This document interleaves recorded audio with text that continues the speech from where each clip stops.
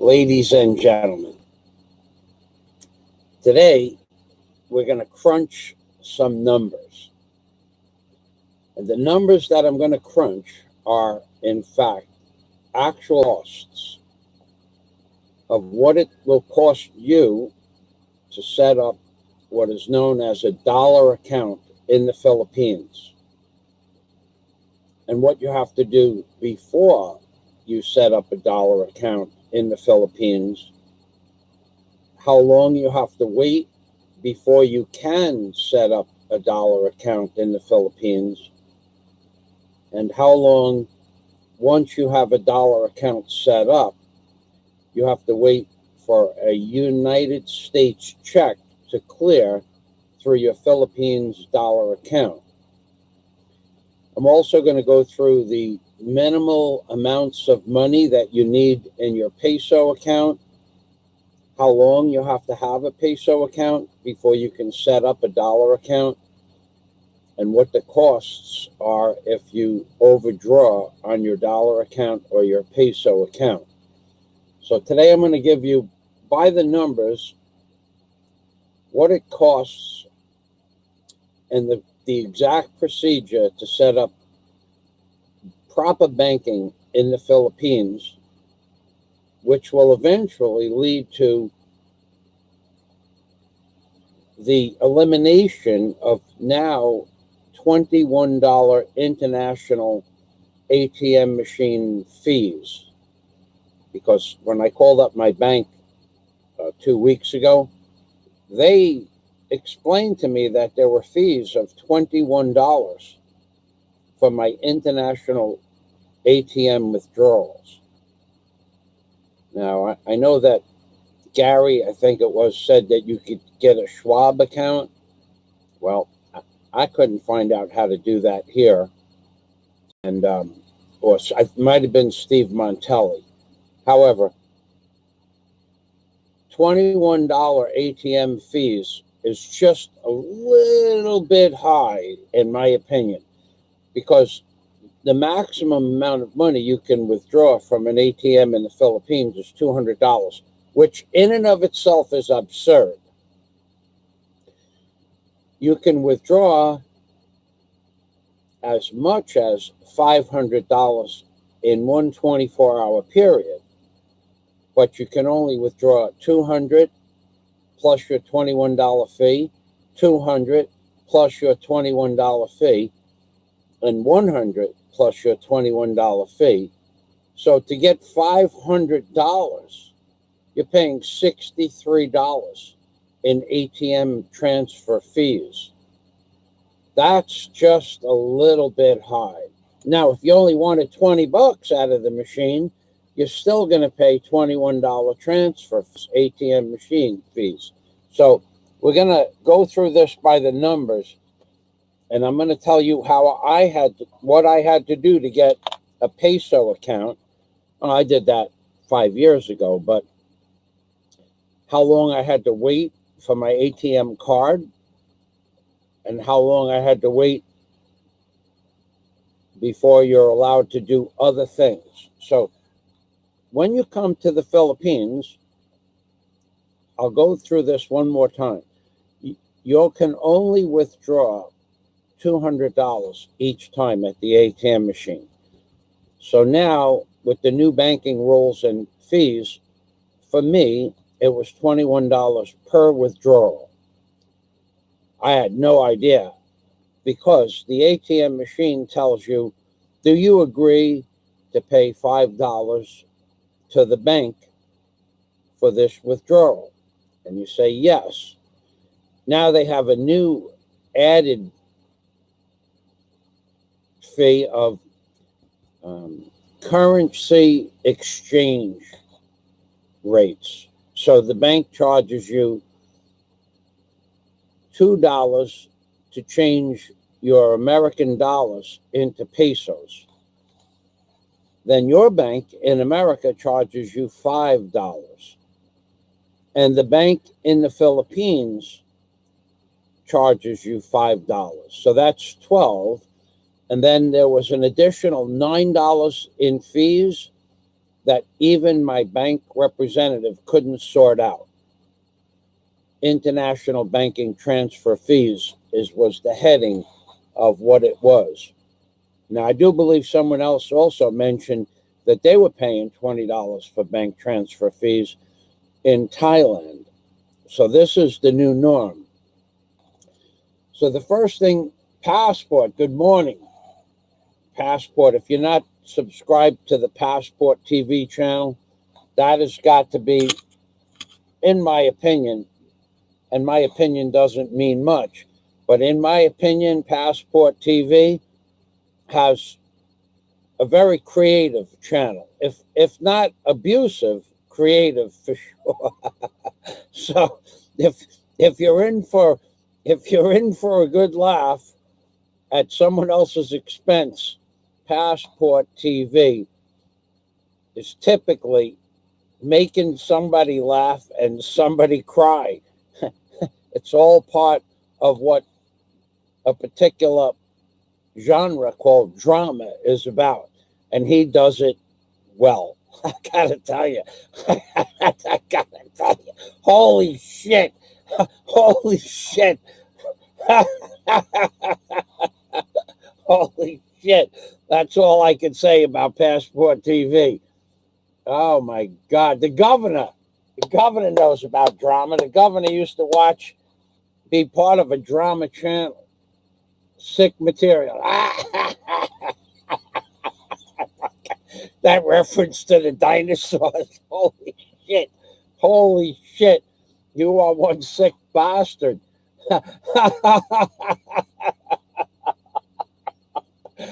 Oh my God, the Italian brawler.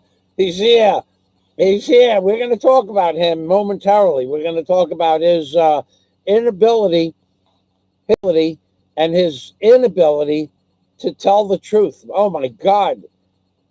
We're going to talk about the greats, the YouTube greats, and what they're known for. So just offhand, just off topic for one moment, the Bantayan Brawler is known. He has made himself famous. Everybody has a gimmick. Yeah, I got a pot. I got my dolls. I got my tools. I got my dollar bill videos. That's my gimmick, right?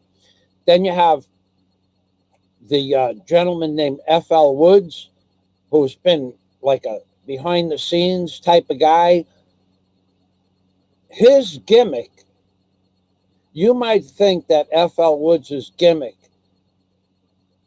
is his beautiful wife that does TikTok, but that's not F.L. Woods' gimmick. His gimmick is his intelligence.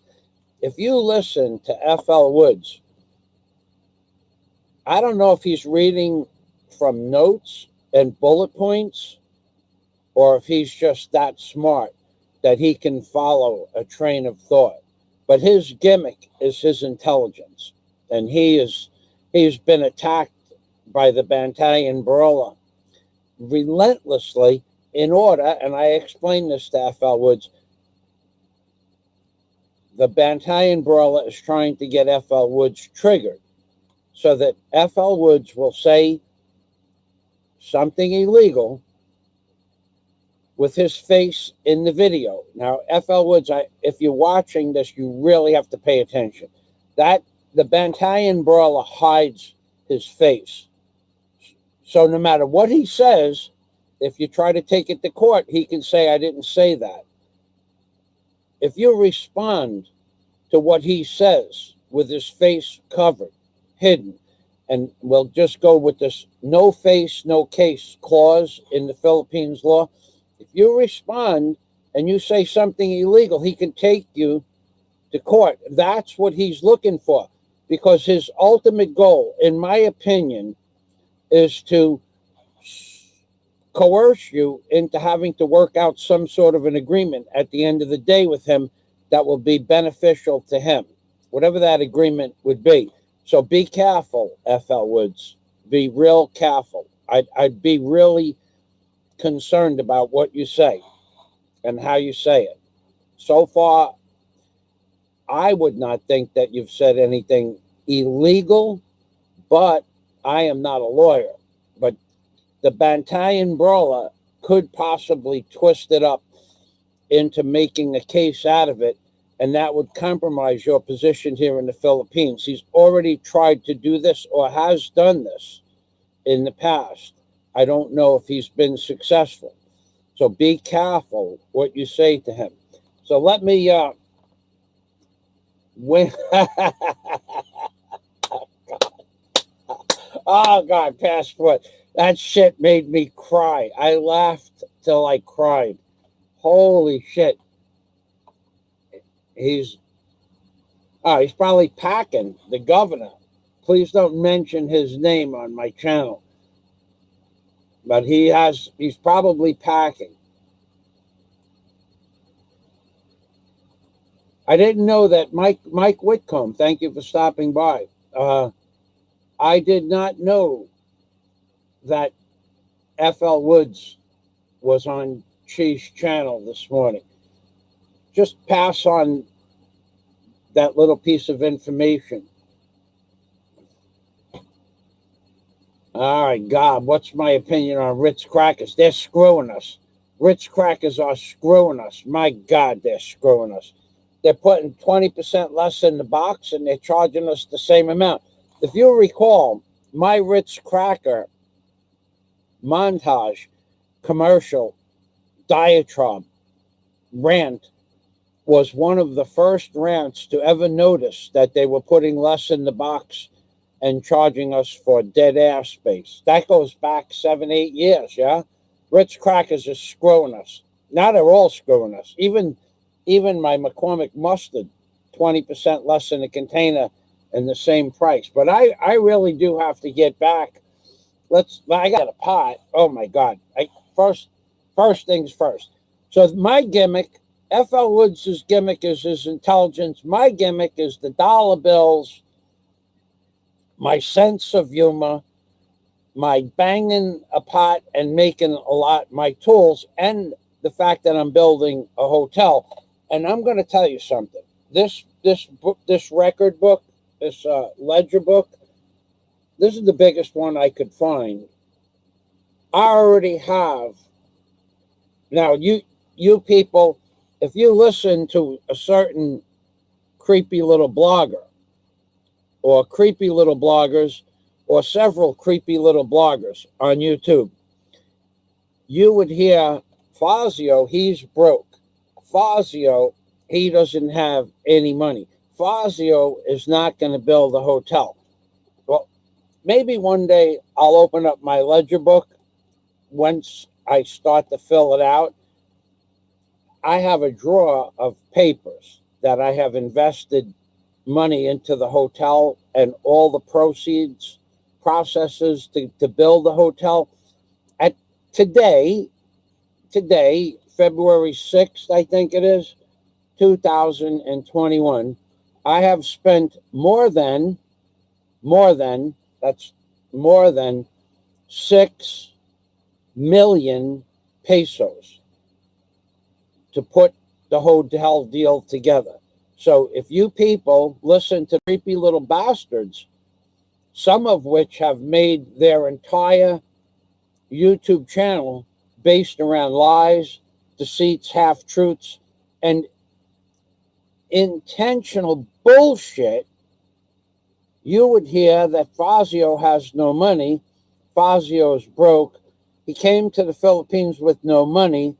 He's never had money. He never had any money. He never will have any money. Those creepy little bastards, plural, that say that, if I ever opened up my ledger book when I write down the numbers that I was fooling around with this morning, just to get the hotel deal started,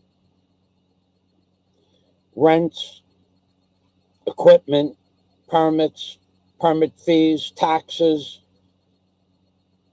is more than 6 million pesos or $120,000. And that's just before I put the first piece of rebar and concrete in place. So I'm going to write down my costs.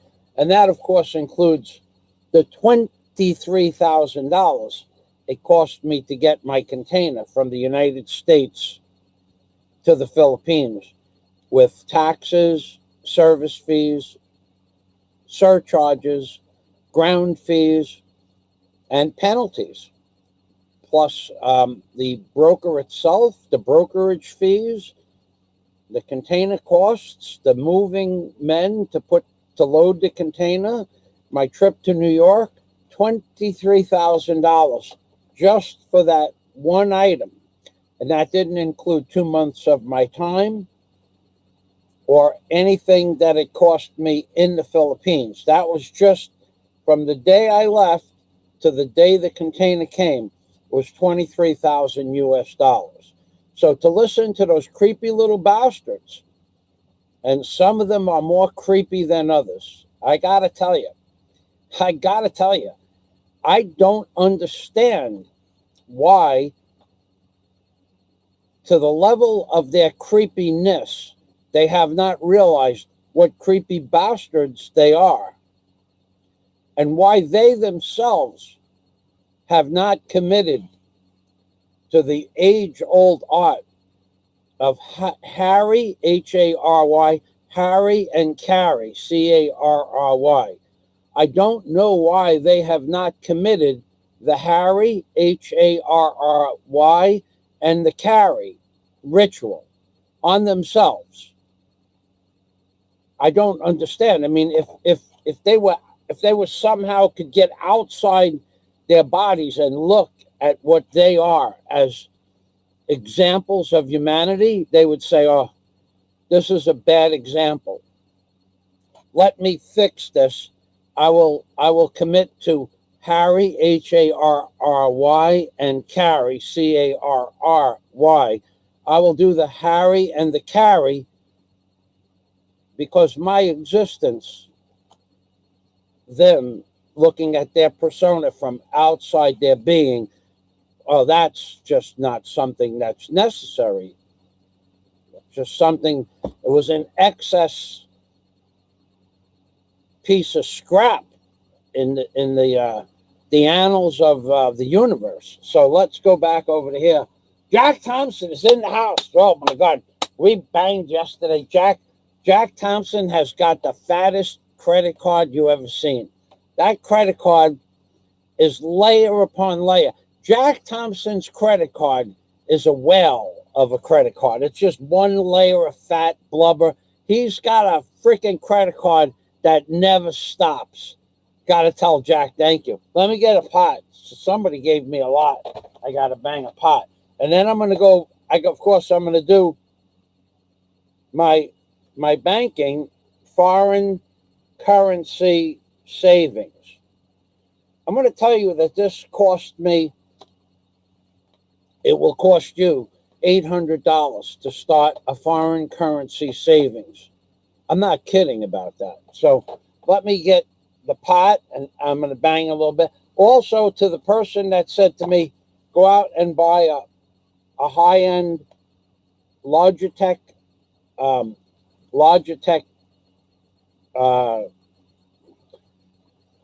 cam.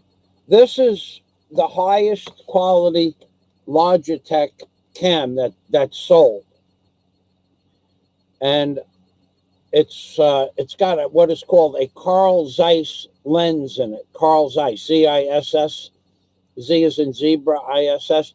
There is no better lens or quality cam, and this one follows you around. Like, you know, if you move your head, it'll go up and down and side to side 100 degrees.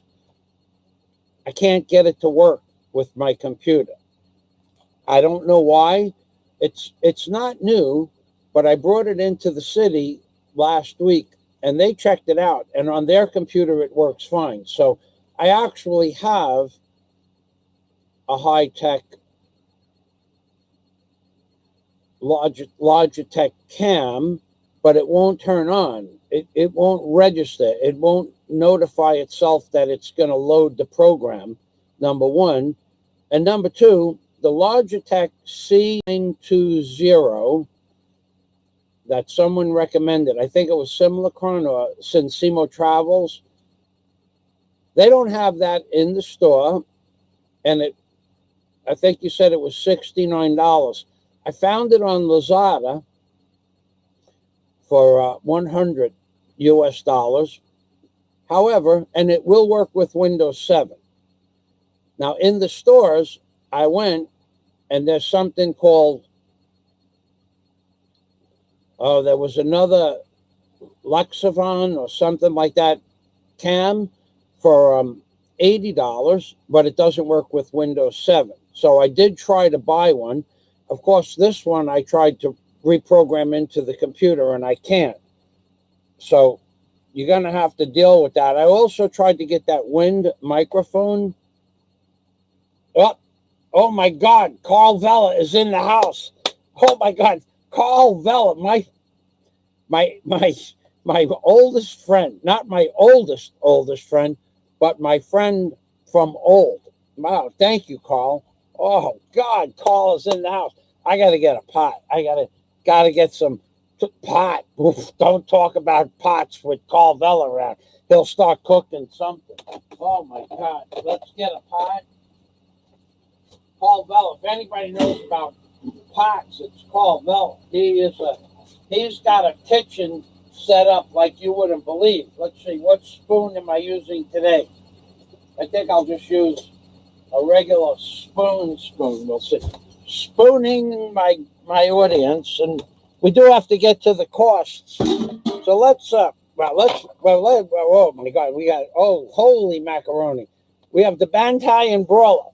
And remember, to the Bantai Brawler, even though your opinion is basically based on bullshit, and everything that you have ever said is bullshit, and people have proven just about everything you've ever said to be bullshit, you still have a viable place in the universe, so that to show people, so that people could see and people could show their children what they should probably not strive to be as an adult. I mean, that's just my opinion, disclaimer.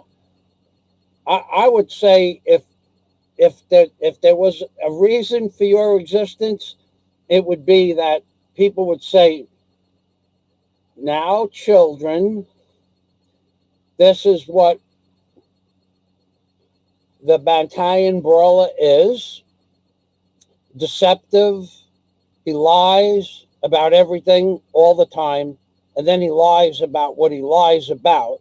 And of course, he covers his face so that if anybody tries to bring him to the NBI, he says, no case, no face. But we solved that problem 2 weeks ago when he came on live in his kitchen, and we recorded it live. We solved that problem. And then the other one, where all throughout the 2 videos for that particular day, he insinuated that someone was a pedophile on a dozen different occasions, and then asked for the help of the community to go to my house, send the police to my house, send the community guidance counselors to interview the children, and to send the videos to the local barangay. I think that's against the RA codes, buddy. But we'll know in a few days, buddy. So thanks for that video, because what you said, you're always thanking people for the evidentiary videos that they send, where you can prosecute them for their unjust deeds and criminal activities. Thanks for those 2 videos. The one where you repeatedly ask people, I'm not saying he does anything with the children. No, I'm not saying that, but I think it needs to be investigated. That's insinuation that I am some sort of a pervert or possibly even a pedophile. We're going to let the NBI decide if you said something that is criminal, and if it did break the RA codes. We're going to let them do that, and we'll find that out. But the Bantai Brawler is a perfect example of what you would put before your youth in any country, in any language and have the words translated into your language and say, he said this for 3 years, and he said this was true for 3 years, but after 3 years, he admitted it wasn't true. Absolutely. And then he said this for 2 years, and he said this every day for 2 years, and then after 2 years, he admitted that this was not true. And then he said that for 3 years and pretended to be someplace when he wasn't there for multiple years. And then he said, oh, it was just a joke when he got caught. So the Bantayan broiler is a facade inside a facade, inside a facade, inside a facade of cloaked in bullshit. Okay, so this is, he serves a purpose in the community, but his purpose is to teach your, as Crosby, Stills, and Nash would say, teach your children well. Don't let them become like the Bantayan broiler, because that is the purpose he serves. He actually does serve a purpose. It might not be from a higher authority, but his purpose is to show people what not to become as adults. So first we have the Bantayan broiler. We should tell, I'm not prejudiced. Black pots matter. So let's bang a pot for the Bantayan broiler. Put this pot over here with the money shot on it, because we have been cleaning up with Super Chat. We have been cleaning up with Super Chat. I can't tell you how much, but it's more than what it cost me to start a dollar account that's in the title by far last month. So you guys actually started my dollar account. So let me get this straight with you. Bantayan Brawler. He's like a creepy crawler. He serves no purpose, in my opinion. He is one of the dark one's minions. If there was an evil entity and he lived in the Philippines, the Bantayan brawler might fit the ends to that memes. The Bantayan brawler, he reminds me of those creepy crawlers.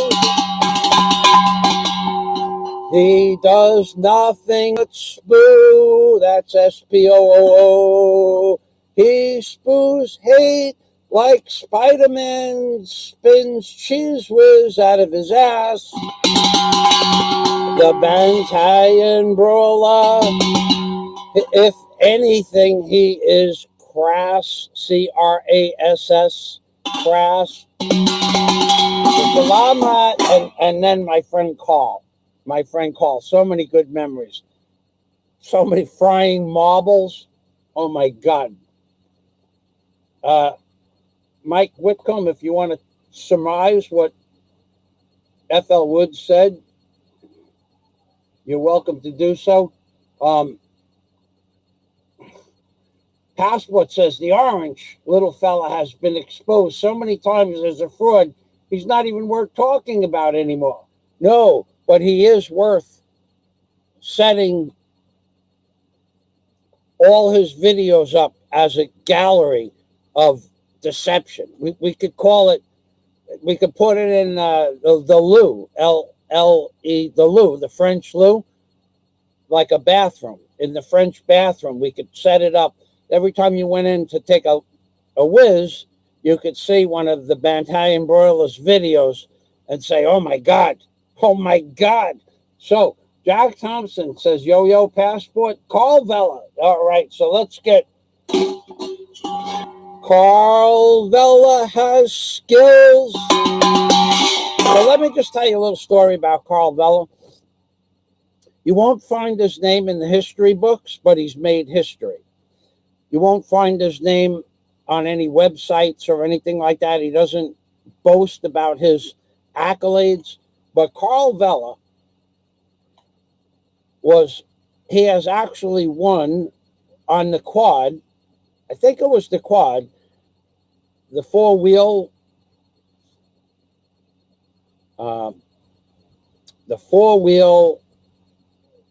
well, I forgot the name of the damn thing.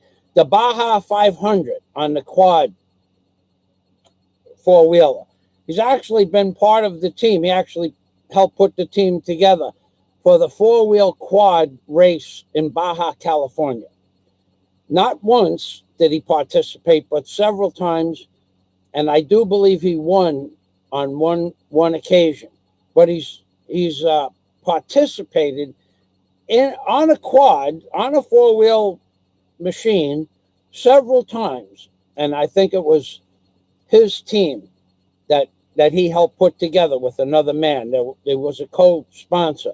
So Carl Vela is no slouch when it comes to physical fitness. He's also an excellent skier in snow.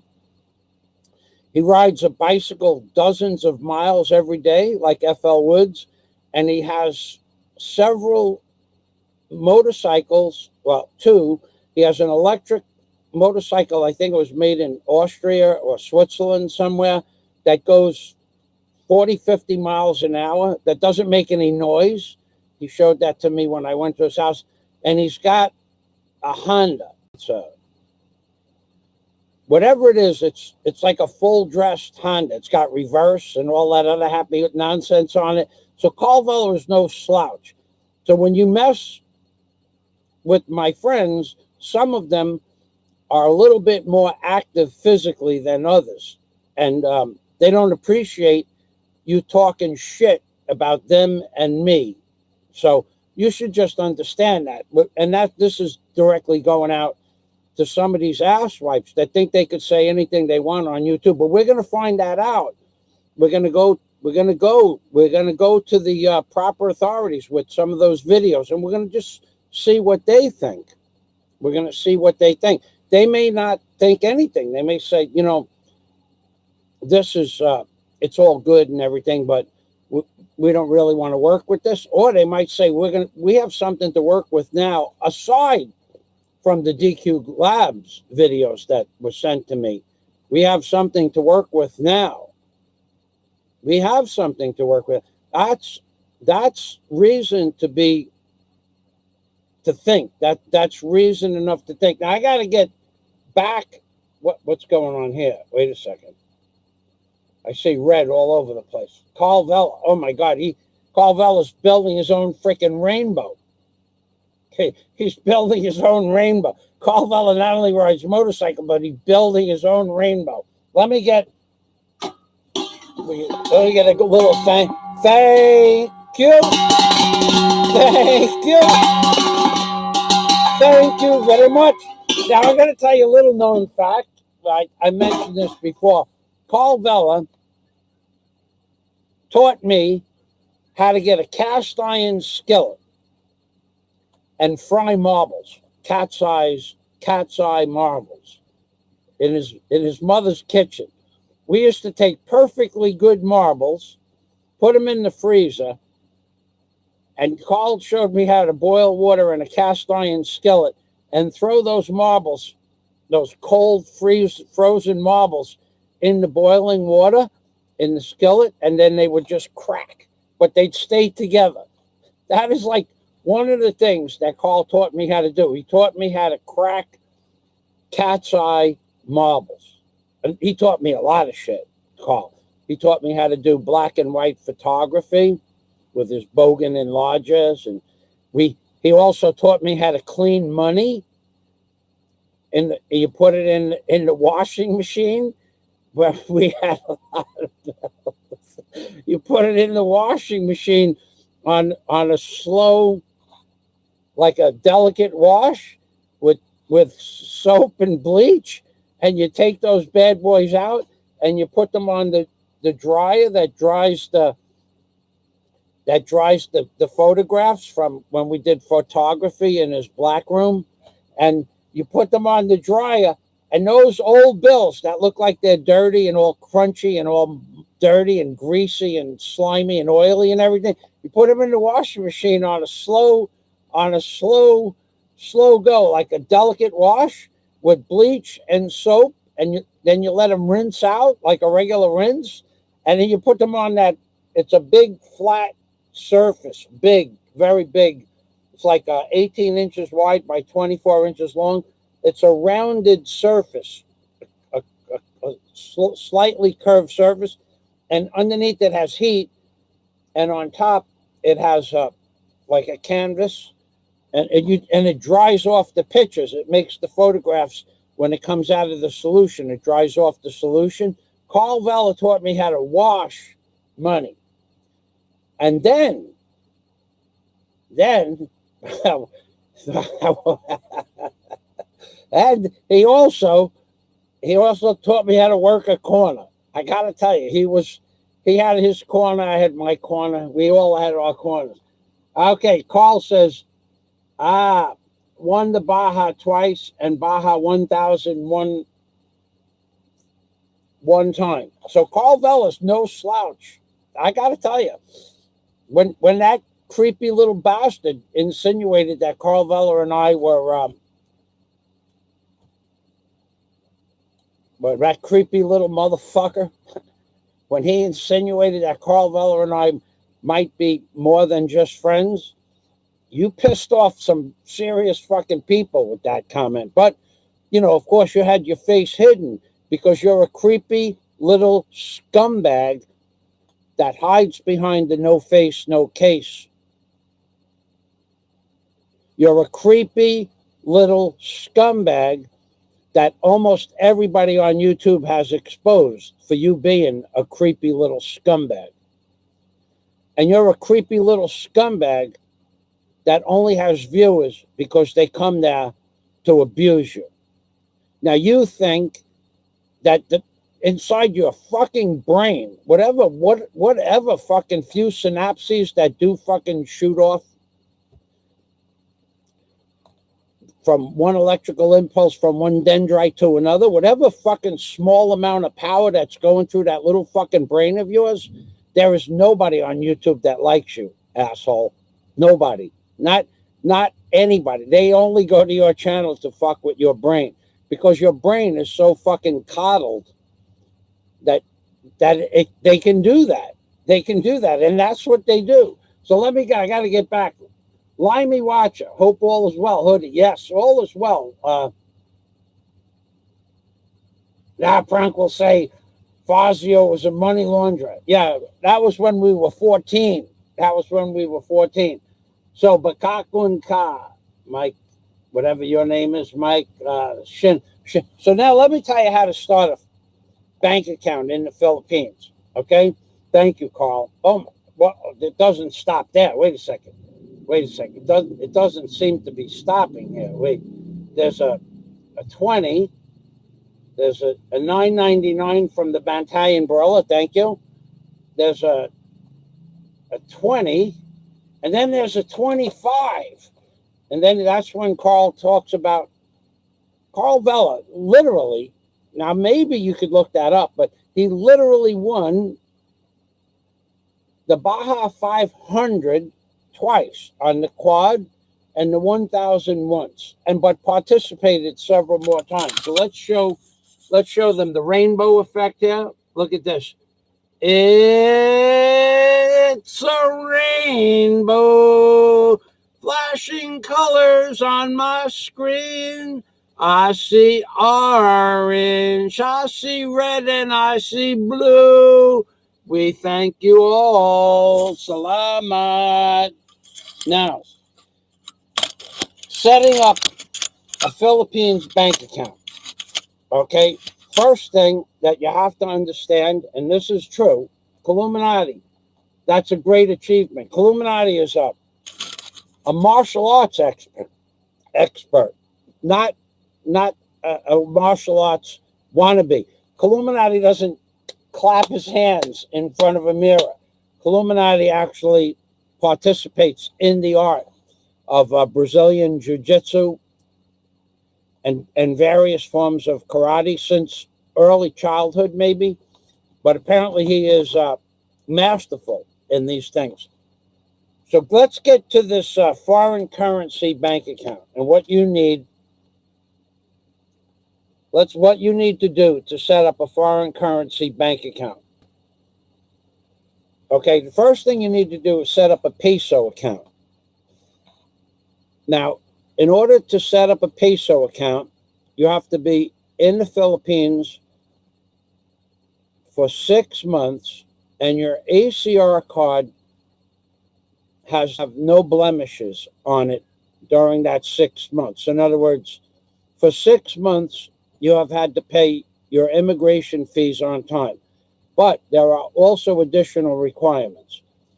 An additional requirement on top of your clean ACR card is that your passport has to be valid for at least 6 more months. So if you had a passport that was only good for another 5 months, you could not set up a peso account.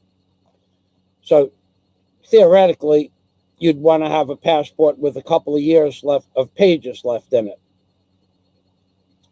So when you go to the bank to set up a peso account, you need your passport, your ACR card, and your current immigration paperwork saying that your latest visa extension is current. And you also have to put 200 US dollars in pesos into your peso account to open up the account. So what you'll have to do is you'll have to go, even though the bank takes dollars, some banks take dollars, they won't give you pesos for dollars. In other words, you could deposit dollars into a dollar account and the bank will have dollars. But if you want to ask them to exchange dollars for pesos, they will not do that. So that means you have to go to what is called a money changer and change your dollars into pesos and pay a service fee for the money changers. Now, 1 block away from BQ Mall, call it north, going up the boulevard, there's a Mercury Drugs on the corner. To the left of Mercury Drugs is something called Gershna. Just immediately to the left, adjacent to Mercury Drugs. That's a money changer.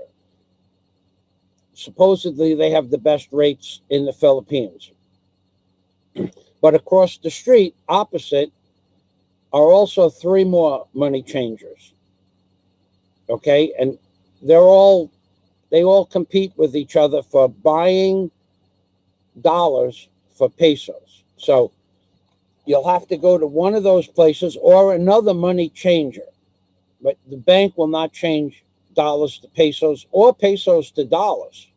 They won't do that. They'll take both, but they won't exchange dollars for pesos or pesos for dollars. So after you start a peso account, you still cannot put dollars in your peso account. So you will get a application. It's going to take you 4 hours to fill out the application to get a peso account. That's what it took me. Then you're going to get another application because this is a secondary application for a credit card or a debit card.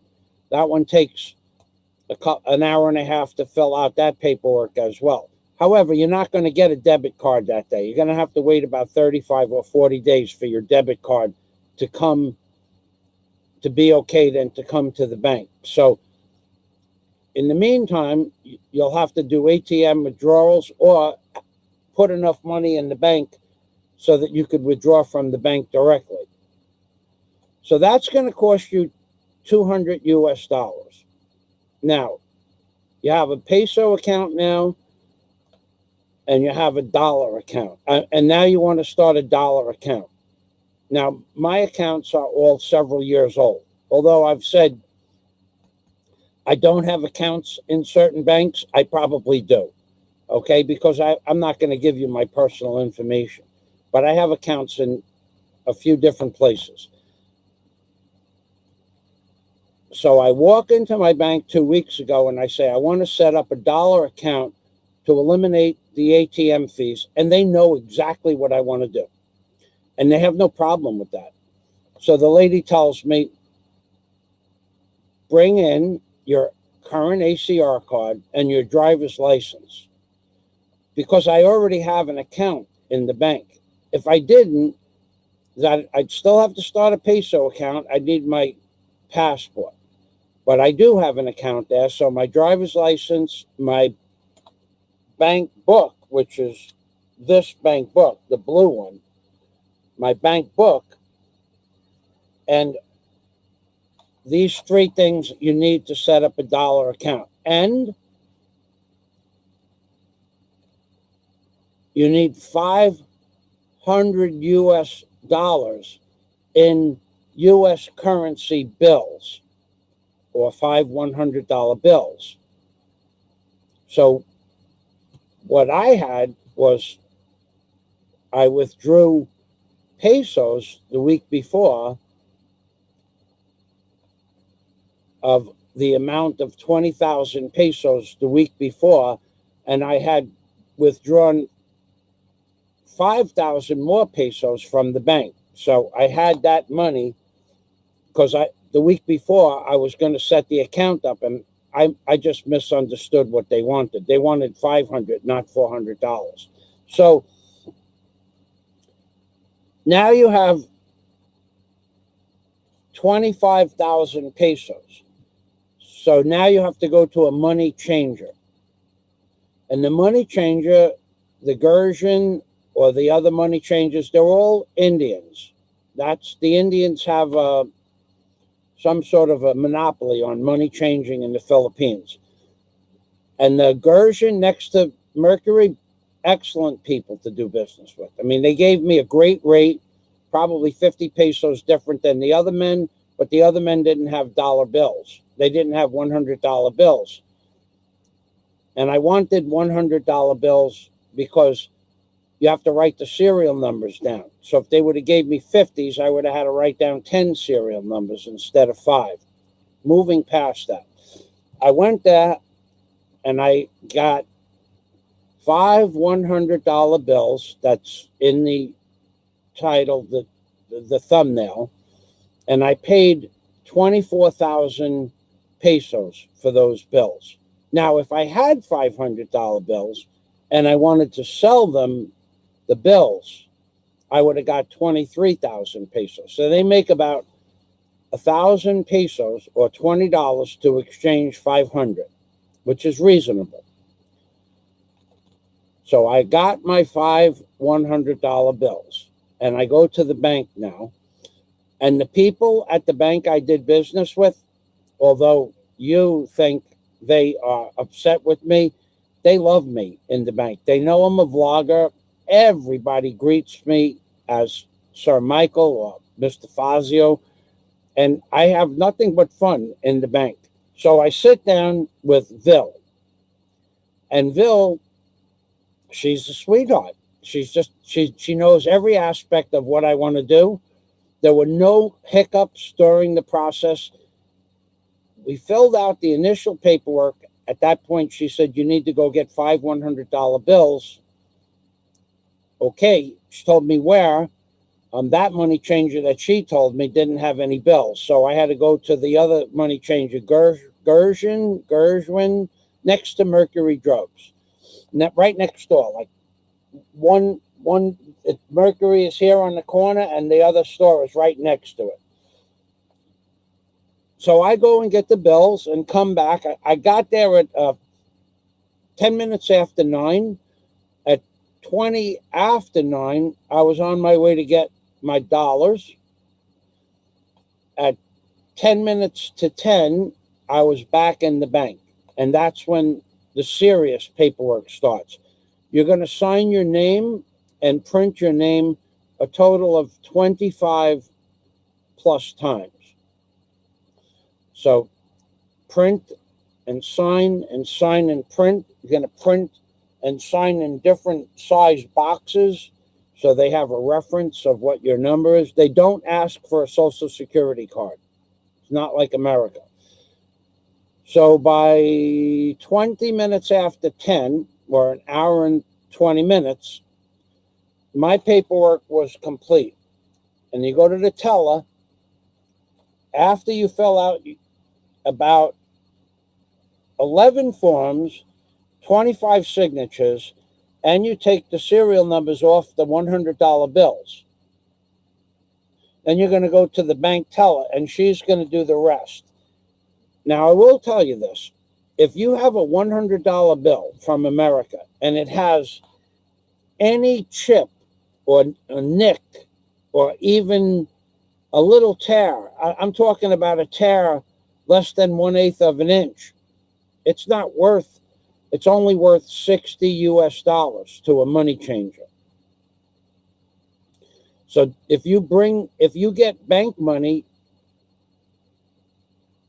make sure that the bills don't have even the slightest nick. You'd prefer to even have them not folded. That's how meticulous these banks are here. So when I went to the money changer, I put my glasses on and checked. You have to feel the edges, because some people put crazy glue on a little tear. They won't take that. That $100 bill becomes worth $60 or less.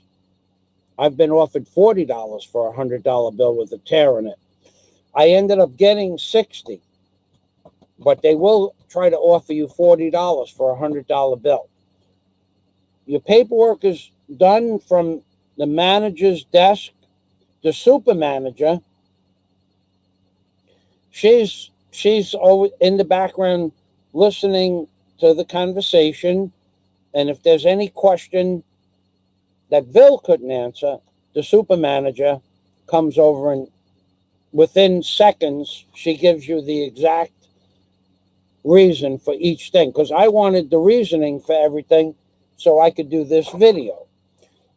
Okay, so the super manager and the manager, they're both excellent at what they did and do. And what they told me 10 days ago was correct. So now I go to the teller, and the teller takes all of that paperwork, 11 pieces of paper, 25 signatures, and then she checks that. At which point, she puts that and the $500 bills into your account, and you have now a bank account. Now, what does that allow you to do? It allows you to write a check from your bank in America. I don't know about other countries. So the check I wanted to write from America, let's just use a roundabout figure of just over $5,000. They take that check and they put it in your bank account. So now, theoretically, I have $5,000 plus $500 in my Philippines bank account. But I can't touch that money yet. After you write the check, they'll send out their electronic transfer things to your bank, and you'll have to wait 30 business days, not 30 days. They will tell you 30 days. This seems to be the one glitch in their system.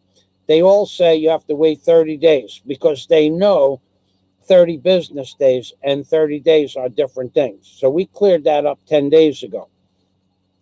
It's 30 days minimum to wait before you can withdraw your $5,000. You cannot touch the $500. You can, but it costs you $13 a month if it goes below $500. So that's how you set up the bank account. So now my check for my foreign currency savings bank was put in yesterday on the 5th. And so we'll see how long that takes to clear. Now, the lady said it's going to take 30 days, but could be longer. Because one of the things that they said, I said, well,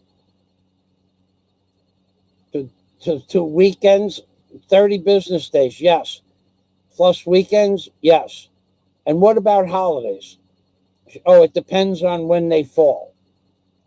So if a holiday falls on a weekday, it's not an additional day. It is an additional day. But if a holiday falls on the weekend, it's not an additional day. They have words. You don't want to get involved with the semantics of it. It's 30 business days. All right, so let's get on here. So Dennis Adams did the research, and it is researchable. The four-man team of Carl Vella, Mike Penland, Rick Matson, and Ryan Roby teamed to ride the Can-Am Outlander 800 ATV to a class win at the 44th annual 2011 Score Baja 1000 Desert Race in Escondido, Mexico.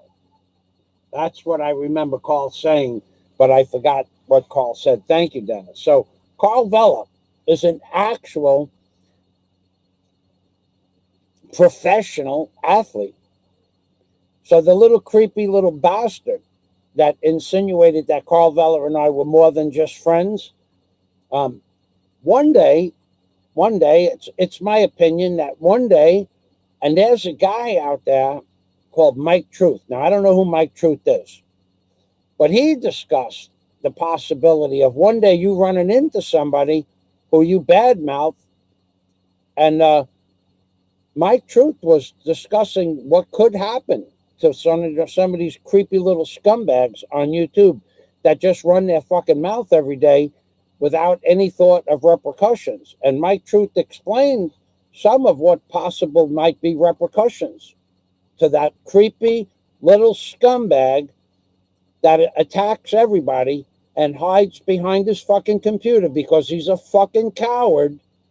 He's a fucking coward. And also he hides behind the no face, no case ruling, which is why he says all the time, I have never done or said anything on YouTube that I could be brought to a court of law. No, that's not exactly true. Because you take the videos down, if their people don't have the original videos, they can't prove it. Because you hide your face, they can't prove it. But if they record it properly from your channel with your links and screenshot it properly, and you have your face, and you notify your audience who you're talking about, and you are recognizable in the video, then you can be prosecuted. If after review, the authorities say, yep, we can be sure who's saying it, we can be sure it came from his channel or her channel, we can be sure that he's referencing a third or fourth party, we can be sure there is slander and or the possible breaking of several other RA codes. We can be sure of this, we can move forward. Now, I could show you 5 videos that were taken within 24 hours about me and the insinuation of me being a pedophile, but I showed that to you the other day. We are going to find out whether or not the insinuation of me possibly being a pedophile, we're going to find out if that's a prosecutable, valid charge. We're going to find that out. And we're going to find that out soon.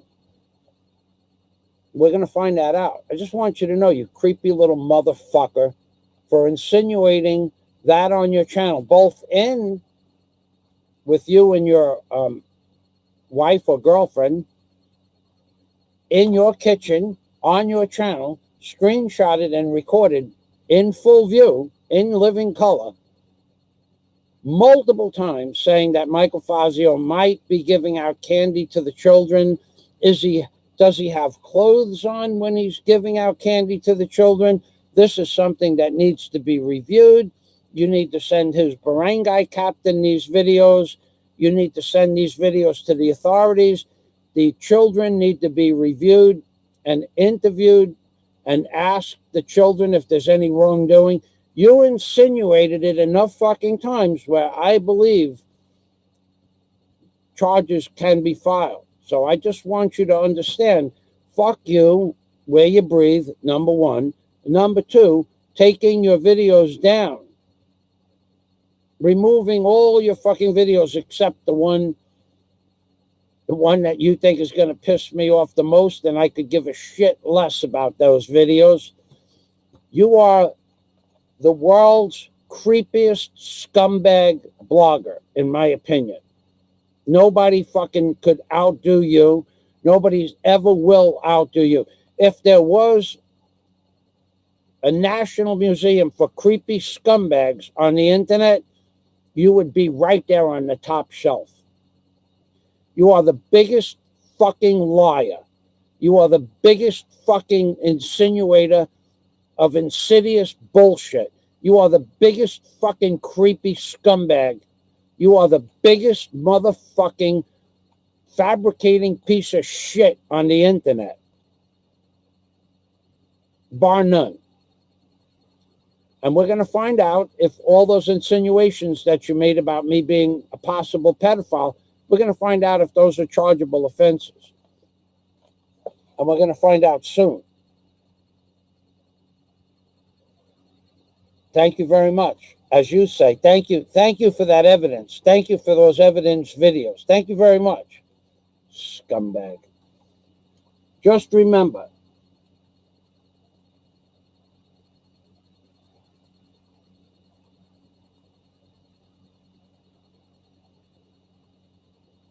$6 million centavo man. So let's read Dennis Adam comment again, and then the $6 million centavo man. The four-man team of Carl Vela, a fucking world-class athlete, and you berate him and insinuate that maybe Carl and I were more than just friends, you fucking creepy little scumbag motherfucker. The four-man team of Carl Vela, Mike Penland, Rick Matson, and Ryan Roby teamed to ride a Can-Am Outlander 800R ATV to a class win at the 44th annual 2011 Score Baja 1000 Desert Race in Escondido, Mexico. So the 800R ATV, I guess that's the vehicle designation. Carl is no fucking slouch. Carl would also fucking like to come to the Philippines and hang out with Michael Fazio one day. And I think that would be a fucking blast. But Carl is not happy about what you said either, you fucking creepy little motherfucker. Now, $6 million centavo man. Just remember, when they finish counting and hand you the money, recount the bills in front of them without taking your hands off the table and in plain sight of her and the camera, a friendly advice. Well, that is good advice. Thank you. I don't care if they count the money 3 times and hand it to me. I count it myself again. Thank you for that.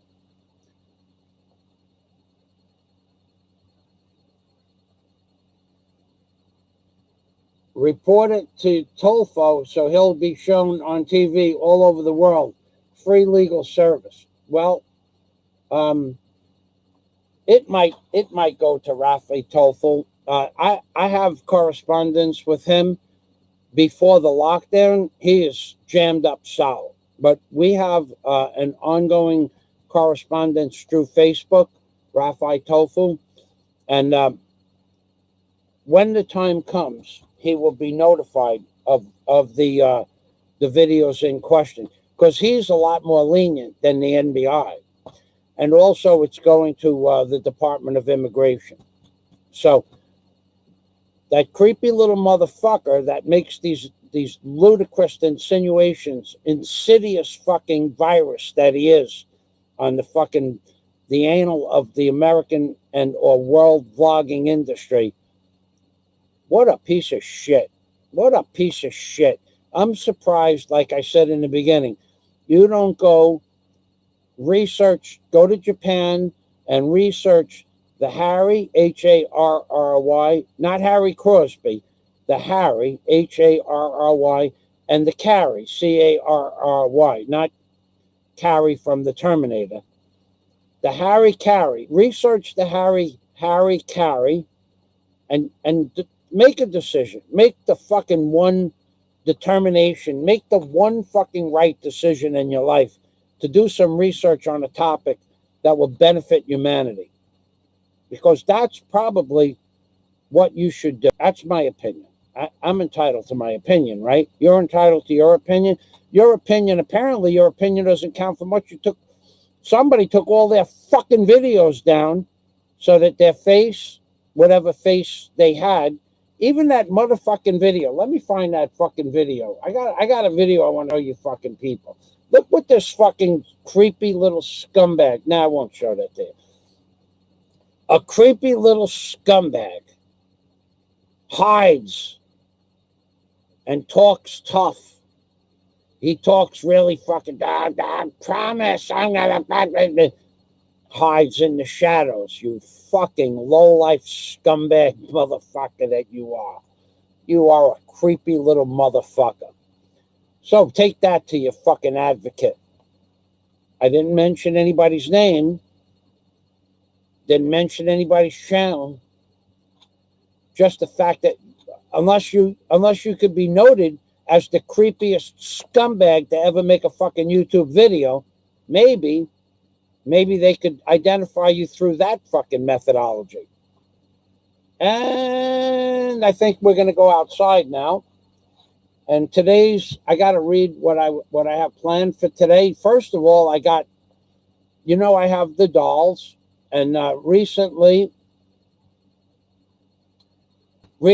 I got the dolls horses.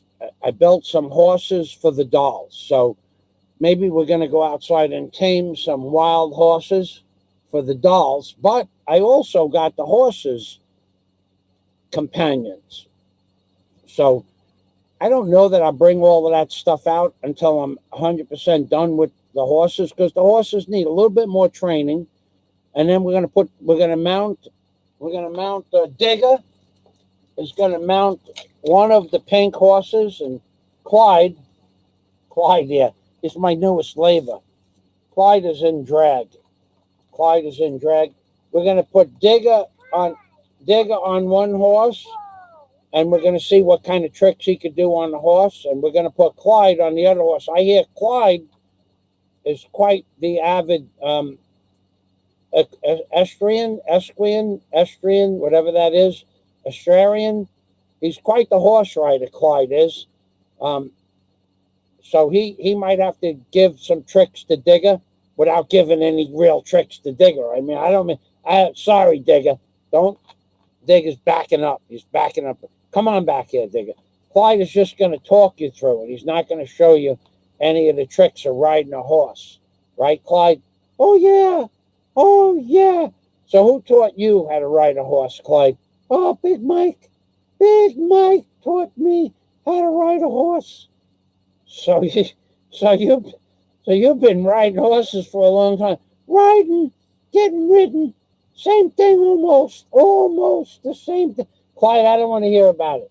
Get back up there. Okay, so remember, Clyde is going to give us some pointers. So one thing I'm going to do is I'm going to go outside. Let me just go through my notes. Okay, so you got to get the money. You got to write the serial numbers down on your application. You have to wait 38 to 40 days for your check to clear. Now, one more thing. When you write out the check, that check has to be perfect. The check has to be perfect. If you write out the check and you retrace a letter, like say you made the word hundred, and the D looked like a zero, and you trace over it to make it look like a D, nope, they're not going to accept that check. So bring a couple of checks when you go to the bank. The smallest error, any double writing, any mar on the check, anything at all, they won't accept the check. Okay, so I'm going to go outside. I'm going to separate the wheelbarrows. I'm going to have to change over to the tablet. Now, the other day, this tablet was not giving us sound, but I put it in the oven again on 200 for a few minutes, and I put a fan on it, and I did a test video yesterday, and the test video worked. So I think I have the sound. What I think happened is water got into this microphone and just made the microphone deaden the sound. What I really need is a new device. I think we'll see if this works or not. I also have my cell phone, which I think will live stream also. So maybe I'll have to use this. So I may start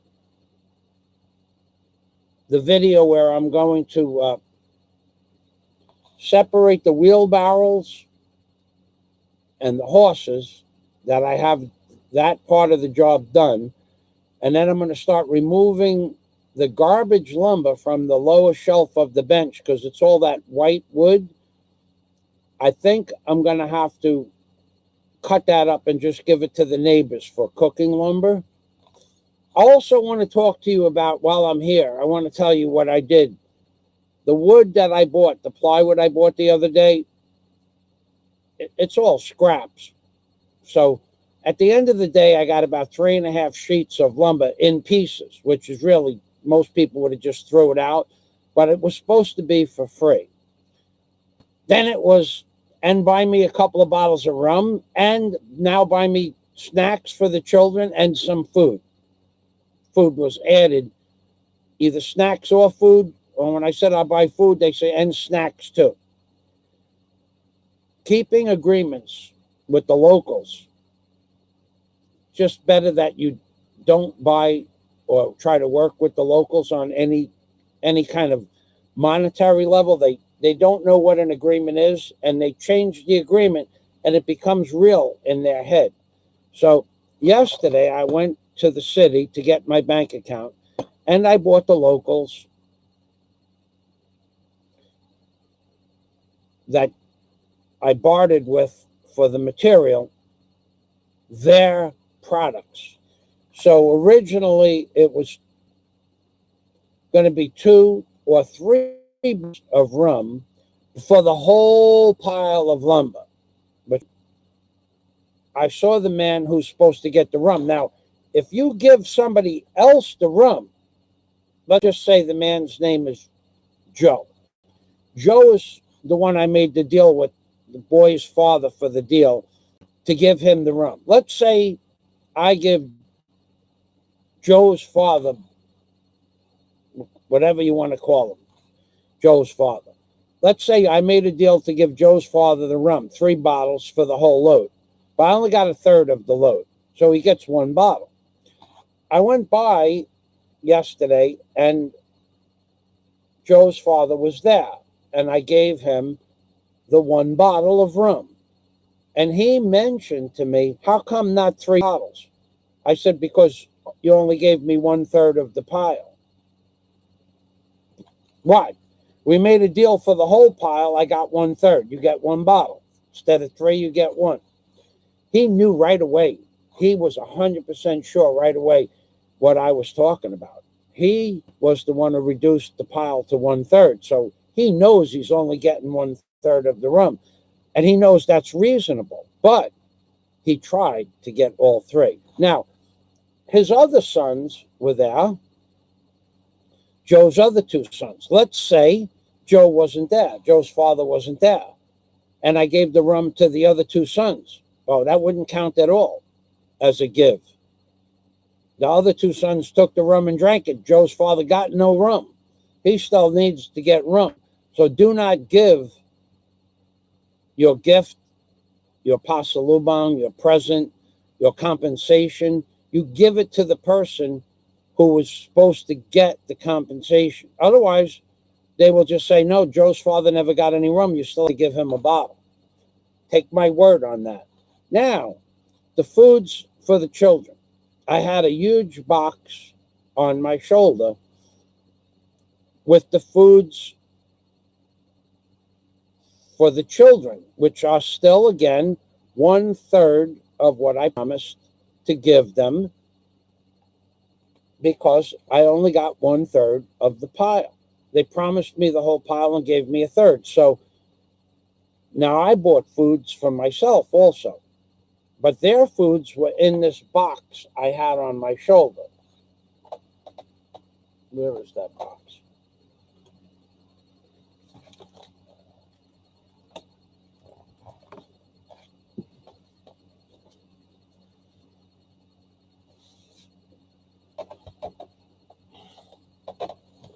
So I had a box. This was one box.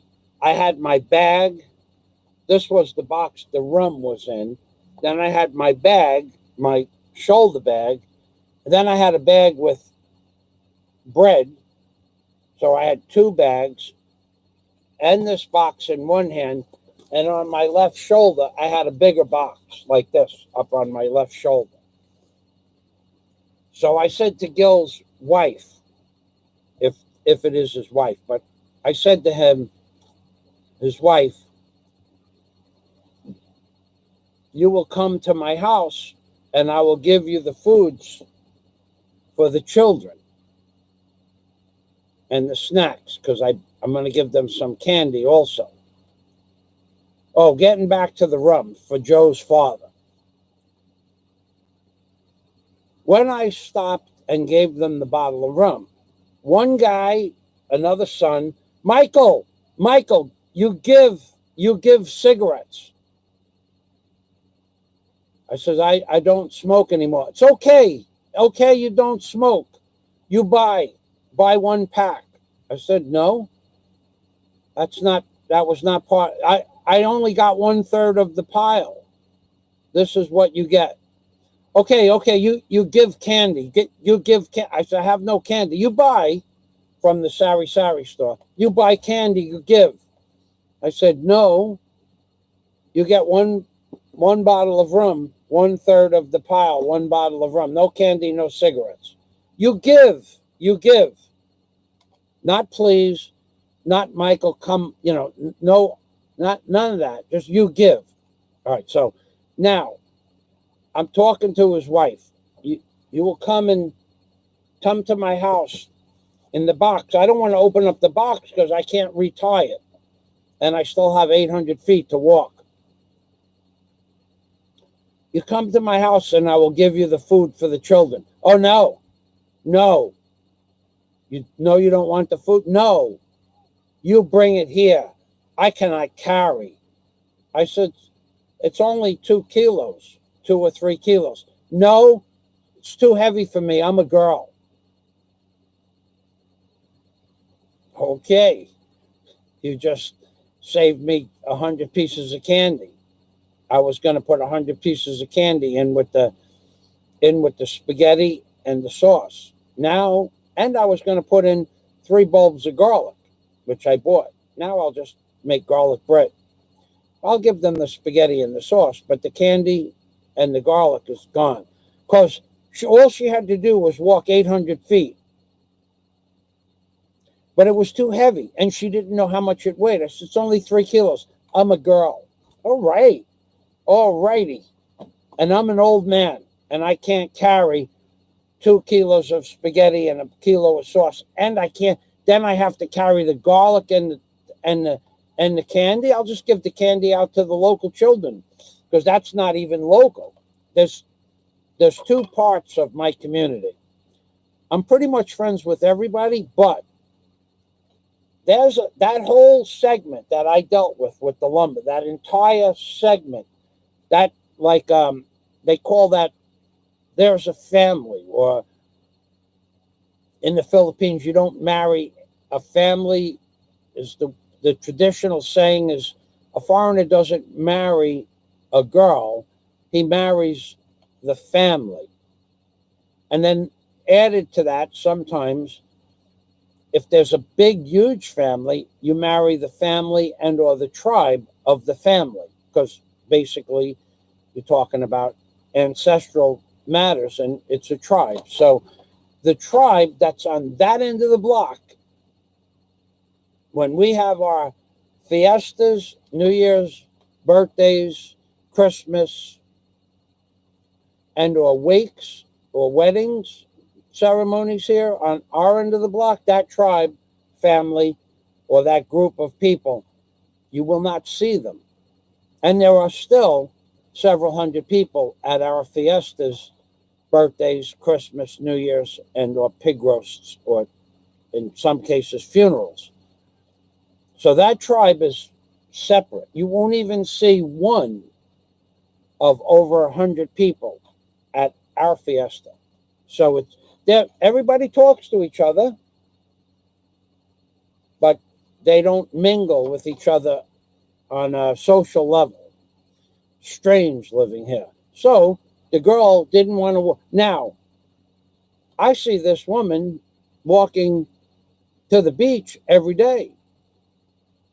She was just showing me that she wasn't going to come and get her food. I have to deliver it to her.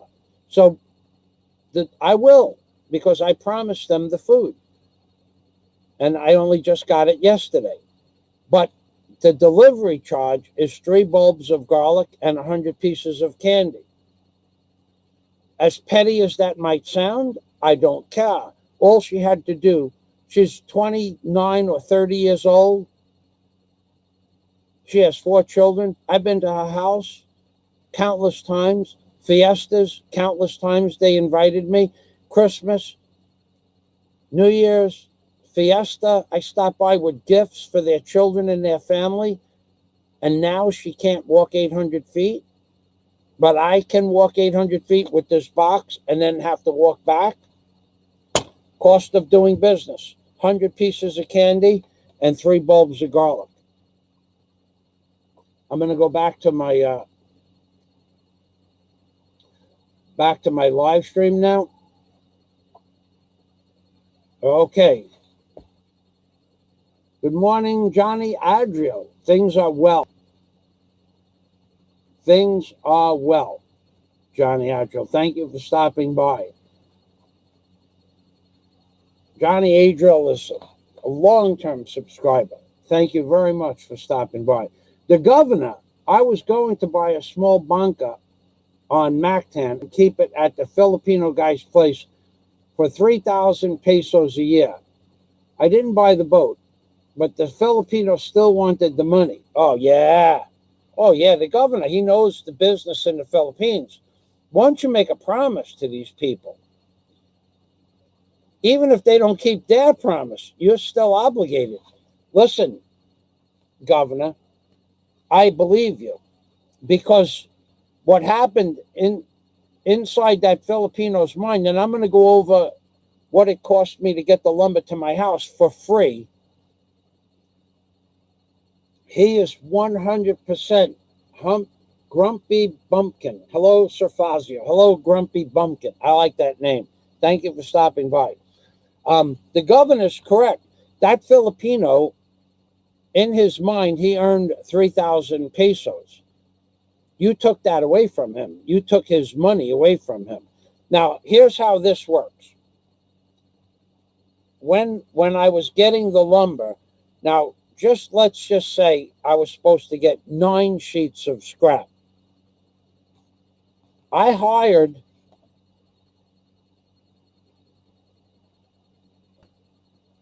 one tricycle for 200 pesos. I hired him by the hour for 200 pesos. He said, okay. We were 100 meters away from the job. We'll call it the job because where we're going to pick up the lumber. 100 meters away we were. He knew where it was. I told him the name of the hotel. He said, yeah. Okay, 1 hour, 200 pesos. Yeah. So we went into the yard to pick up the scraps. And the deal maker, his mother or aunt or friend, neighbor, was sitting in a kind of a hammock thing. And she talked to the man in Visaya that I made the deal with for 200 pesos for an hour. And I started loading his flatbed tricycle because he was a scrap guy, steel scrap guy. And he goes, so I says, okay, so because I knew she was already telling him to charge me more money than we agreed. I knew that. I heard 500 pesos at the end of the conversation. So I says, okay, 200 pesos for 1 hour. No, not 200. He says, this is too much. Well, it's still just one trip on this side of the wall, one trip on the other side of the wall, and then one trip at the end of the wall, 3 trips. No, 500 pesos. I said, no, but it's 200 pesos for the hour. No, 500 pesos each trip. So I said, no, I don't want to do that. So he goes, okay, I will leave. I said, okay, leave. He left. No big deal. He wouldn't have made any money that day, but instead of making 200 pesos, he made nothing. He was okay with that. I was okay with it. No harsh words. Second tricycle driver, I bring one back. He's a tricycle, not a flatbed tricycle. So he can't carry as much. So I tell him 125 pesos per hour. And sure enough, I pull into the driveway where the material is, and the lady starts talking. I load the tricycle up. We're going to do the rental of the tricycle, 125 pesos per hour. 1 hour, 150. 1 hour, 150. 2 hours, 300. We could do it in 2 hours for sure. I load the tricycle up, and he goes, that's enough. And it was enough. It was a good load. And I says, okay, we'll go to my house and come back and wait one more load. No. What do you mean? No, I just loaded up the tricycle. No. 150 per load. There wasn't even like an intermediary conversation. He changed it right from the get-go because she told him, don't do it for 150 pesos. So I walked over to her and I said, did you tell him to charge me 150 pesos per load? And she started laughing. She thought it was funny that I just loaded up his tricycle. I made an agreement with him for 150. She thought it was funny that she changed the price. Now, maybe she was going to get a percentage of that. I don't know. I can't say that. I would say that was the case. So I said to the guy, no, I'm not going to pay you 150 pesos per load. He goes, okay, take it all off. At which point I said, you know what? I just loaded up this tricycle. I'll pay him his 150 for the load. And I'll come back and make one more load, and that'll be it, because it's not worth much more than that. So I says, okay, 150 pesos per load. And he was all of a sudden, he was very happy, very happy. So we go dump the shit off at my house, and it is shit. And we go back, and now we're in the street side of the driveway. And I start loading, and the boys, the deal maker's father comes over, the rum man. No, you cannot take any more. So this goes to the governor's comment. I said, but so-and-so said I could take all. No, no more. I said, okay. I reached into my pocket to pay the tricycle driver 150. Tricycle driver went nuts. He started screaming at Joe's father because he was going to earn another 150 pesos. And inside his mind, that was his money that Joe's father was taking away from him. And those two guys went at it in their language for a minute or so. And then Joe's father came over and says, okay, you can take one more load. He speaks English. So now I load the machine, and I'm not done really. I think I would have put another 50 or 60 pounds of material on the machine. And a woman comes out of the fucking woodwork. I don't even know where she came from. Michael, yes, don't take any more lumber. Okay. Because they're all in on this. You have to understand, they are all in on this scandal. The 200 to the 500 per trip, the 150 for the hour to the 150 per trip. You can take so much, but then you have to stop because the tricycle's loaded. You're not going to unload it. They're all in on this scam. The whole family, the whole tribe. So I turn around, and one of Joe's brothers was laughing. And I looked at him and I says, you think this is funny? And he went like that, yeah. Okay, he thinks it's funny. It's a lesson learned. These people were going to, every which way, they were going to get something more than what we bargained for. And they got exactly what I agreed to give them. 1/3 of the lumber is one bottle of rum.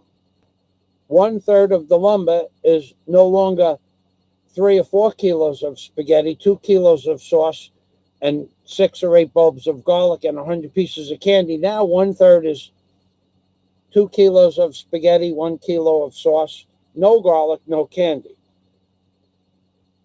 I gave them what they expect,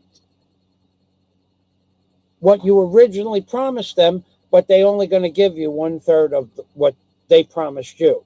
So the governor promising that guy was going to pay 3,000 pesos a year, that guy already spent that money. It's his money. You took his money away from him.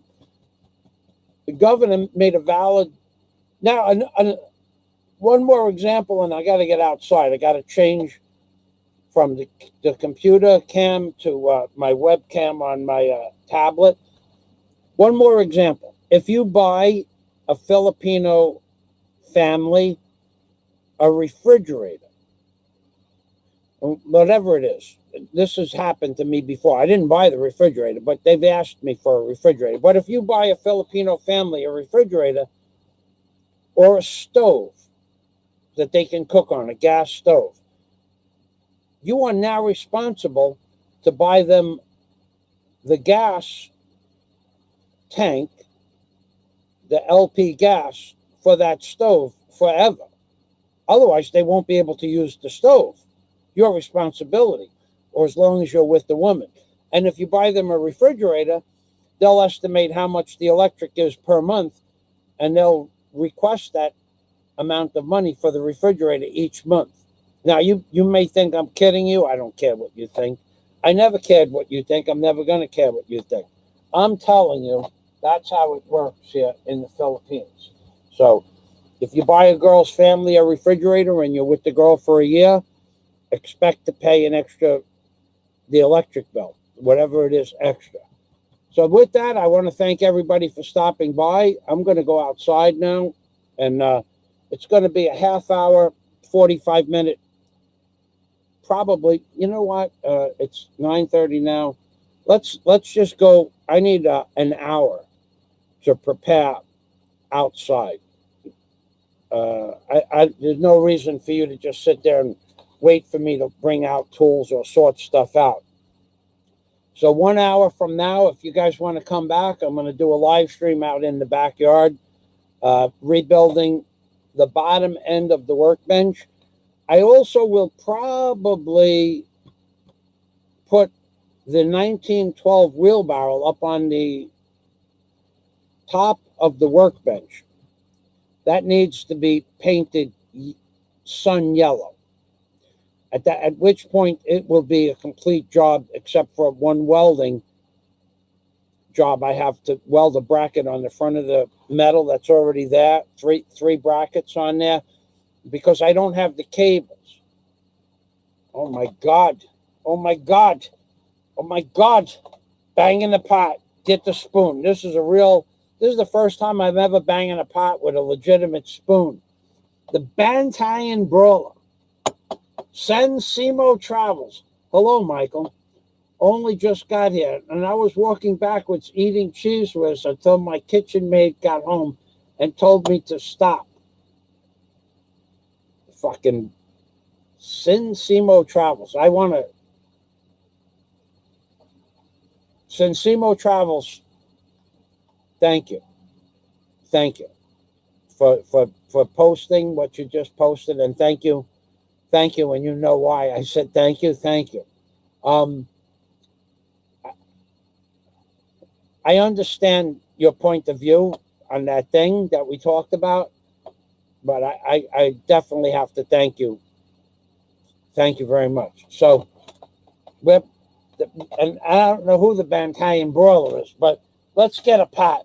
Let's get 2 pots, because these black pots, these make beautiful music. Black pots, they got rhythm, baby. Listen to just a regular pot roast or roast beef or beef pulled pork pot. Listen to this pot. Listen. It's a beautiful thing, but it's not a black pot. Okay? There's a whole nother sound. Black pots gotta sound like a church.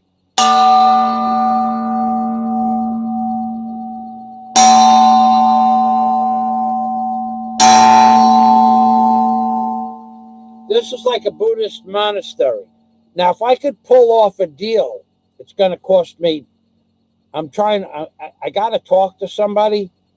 I don't know that this is even going to happen. I actually got to leave work early today to go talk to somebody about pulling off a deal, a local deal. I'm going to have something to bang at the end of the day. I don't know how. I'm going to think it's going to cost me a lot of pesos. A lot. I don't know how many pesos. But I don't think I'm going to get away with the next thing that I want to bang for less than 40 or 50,000 pesos. But I'll do it. If I can buy it, I'll do it. Just for the fucking hell of it. But there is something I want to bang, and it's going to cost. I don't know what it's going to cost. I don't know if it's even for sale. I saw it on my way home from the city. It would be spectacular. I would be the freaking pot banging king of the world. So let's say Sin Simo Travels. Sin Simo Travels. 1:40 a.m. Hit it real loud, Michael. I want my neighbors to subscribe. Ready?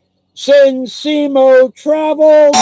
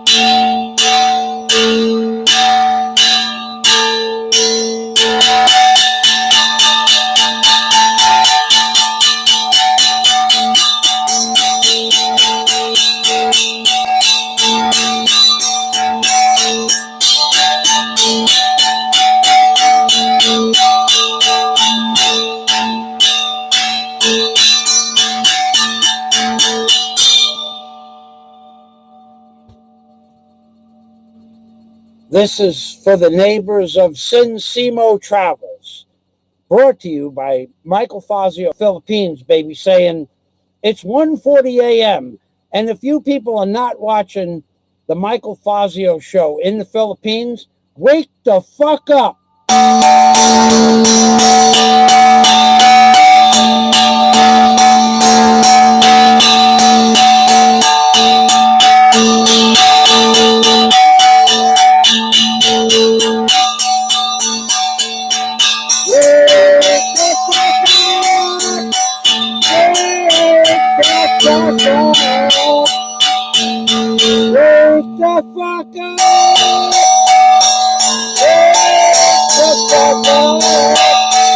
Wake up and listen to me bang the pot. I make a lot. I bang a pot. Wake the fuck up and watch me make a lot. It's 1:40 a.m. and you need to wake the fuck up.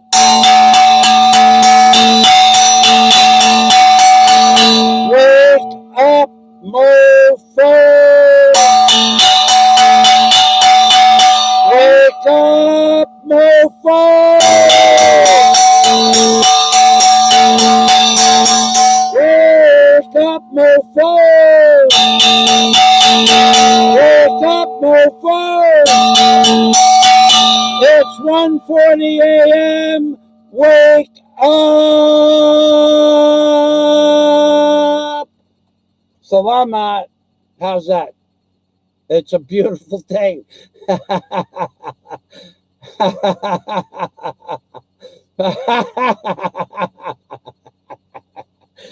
Your neighbors, your fucking neighbors. I got people outside my window clapping. I got people outside my window clapping because they know when I'm banging a pot, I'm making a lot. And that means more for them.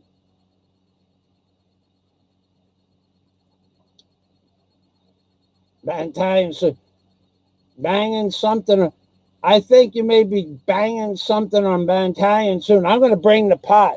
If I ever go to Bantayan Island, I'm going to bring this pot when I go reconnoiter. The hotel deal on Bantayan Island, believe it or not, I talked about this 3 years ago. I have a friend of mine that has nothing but land in places everywhere, but doesn't want to live on Bantayan Island. And that person offered me for free, when I was done building my hotel here in Bohol, that person offered me for free a waterfront property in Bantayan Island. And I'm going to reconnoiter that property one day, not in the near future, but I'm going to reconnoiter that property, and I'm going to look to build something on that property. Could even be a retirement home. But all I have to do is agree to take over the property and build on it. And when I die, I give them back the building. Because right now, there are several members of the family that don't wish to live on Bantayan Island and there's 5 parcels of land. And I can have 2 of the parcels right on a beach. Now, I don't know what they call a beach because I haven't seen the property.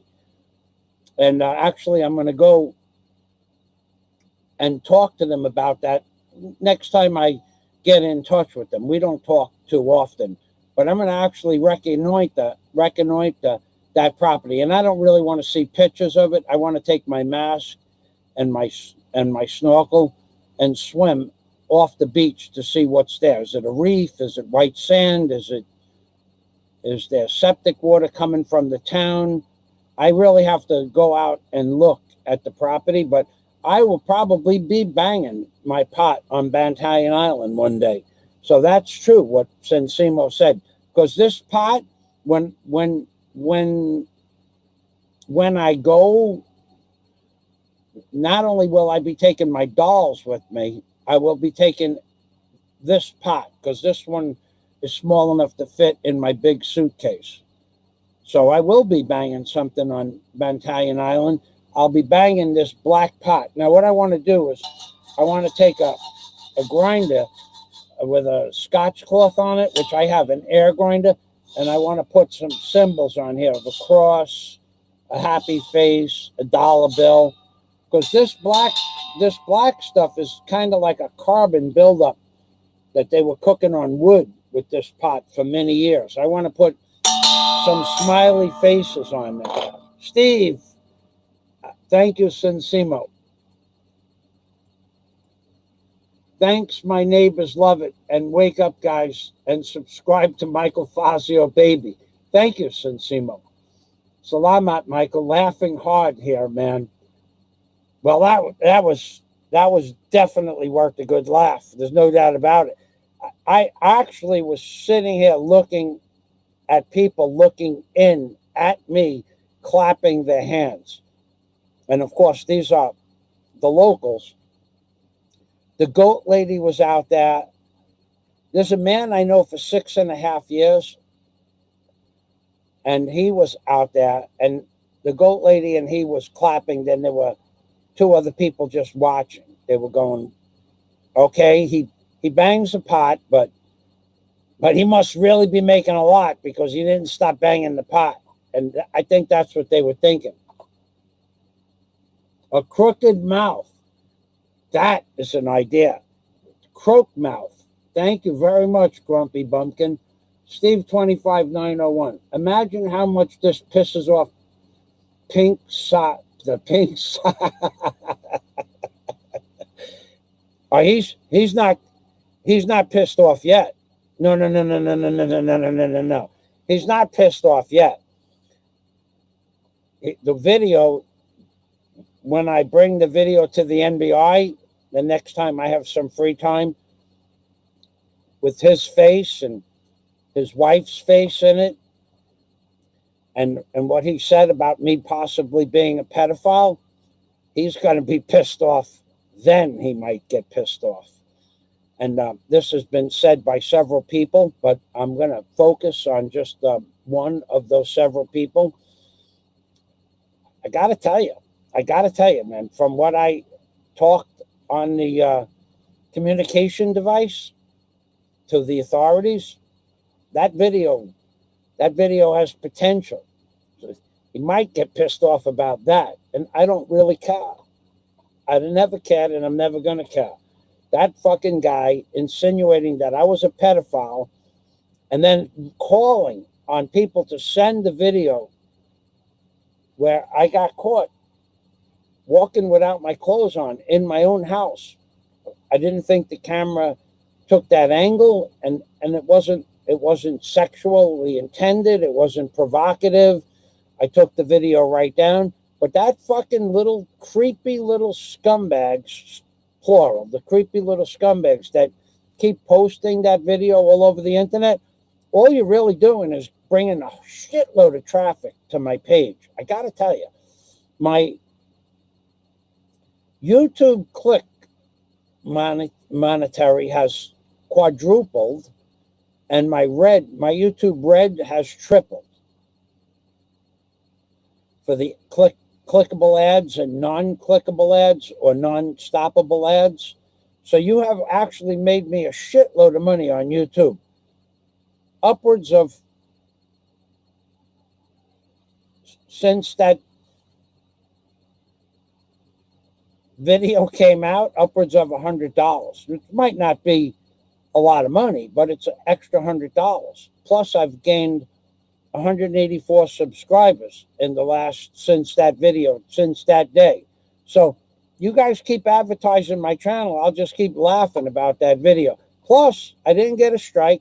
And plus, on top of that, if one of you creepy little scumbags sent it to the authorities, either they came and did their interviews and didn't get in touch with me about their interviews, because nothing could come of interviewing the locals or the children if they did get notified about that video.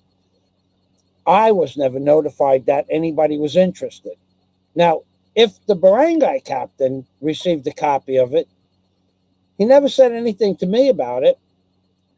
So, but you creepy scumbags that said, "Oh, that," just insinuating that that the police should come and interview the people on my block, I think that would probably be inside the boundaries of okay, except that there's no proof of the insinuation. So basically, you scumbag, motherfucking, creepy, insidious virus little piece of shit that you are,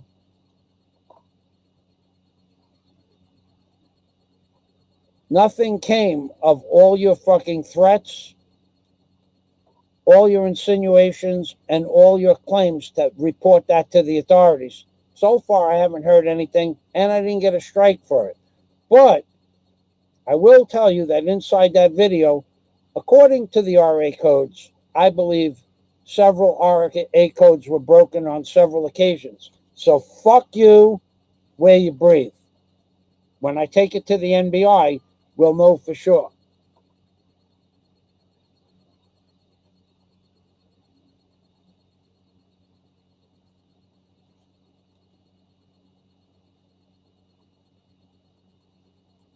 Steve 25901, he subbed first last week to mine and took him one day before he full retarded rants on my channel telling my subs to report me. The guy is a piece of fucking garbage, in my opinion. Okay, that's a good comment.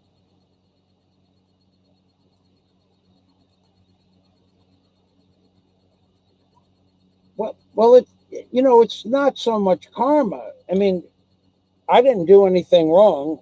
I mean, because of the medication I was taking, I had a brain fart. And I keep saying, I don't, probably never do I walk around naked on the camera. I never did it before. I mean, it was just a combination of the medicine and working hard and being tired. And I was taking several serious medications. Amoxicillin for 14 days is maxed out. What is that? What is the name of the other one? Ibuprofen, the highest amount of pieces per day. And then, where was the other thing? And some other kind of medication. All of those pieces of medication together, plus working, I had a brain fart. I walked around on the camera naked. It was my fault. I admit to it. I don't care about it. If my mother was alive, I'd send it to my mother. Why wouldn't I send it to my mother? You are what you are. There are certain things in this life you can't change. Me, I don't give a fuck about a lot of what other people care about. What I do care about is that insidious little scumbag virus that goes around insinuating that everybody is fucking evil except him. And he can't get it through his fucking head that nobody likes him. And now, there are people on the internet that are saying his fucking mental capacity is not what it used to be. And that may or may not be true. But what is the same as what it used to be is the man has been a scumbag, a fucking liar, and a thief for stealing people's time since as far back as anybody can remember. The man is a scumbag. He's a liar and he's a fucking thief. So karma, I don't know so much about karma, but the law is the law, and I do believe he has broken the law. So if you want to call the law karma, what was the other medication I was taking? This one here. Ibuprofen, 400 milligram tablets. Probably took 10 of these a day. I tell you how many I took? A lot. Too many. And then this one here.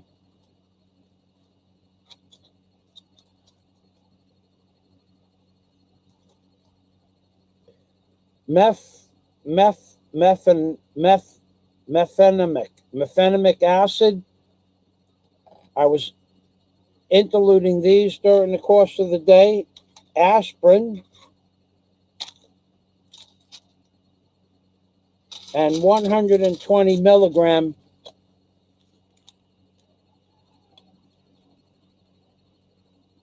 etoracorbic, which is an anti-inflammatory medication, which also causes drowsiness. All three of these medications cause drowsiness. And I had a brain fart and got naked while I was changing clothes, because that's what you do. When you change clothes, typically you take off one set of clothes and put on another set of clothes, and the man has made a fucking national monument to that. I personally believe, as do many other people, that he probably takes it further than just watching my videos off camera. He might even participate in some physical rituals. Who the fuck knows with that guy? There's some fucking strange shit going on inside his fucking head. There's no doubt about that. Strange shit.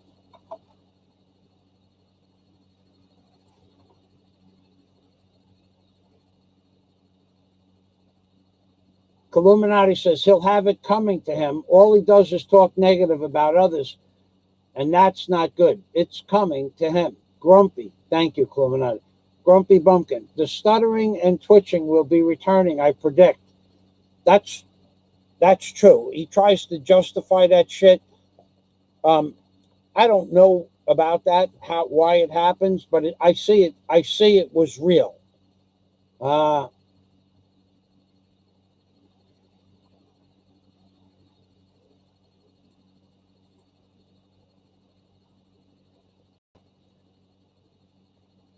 TBF. I wasn't gay enough to hang around wanting to see the size of a man's cock.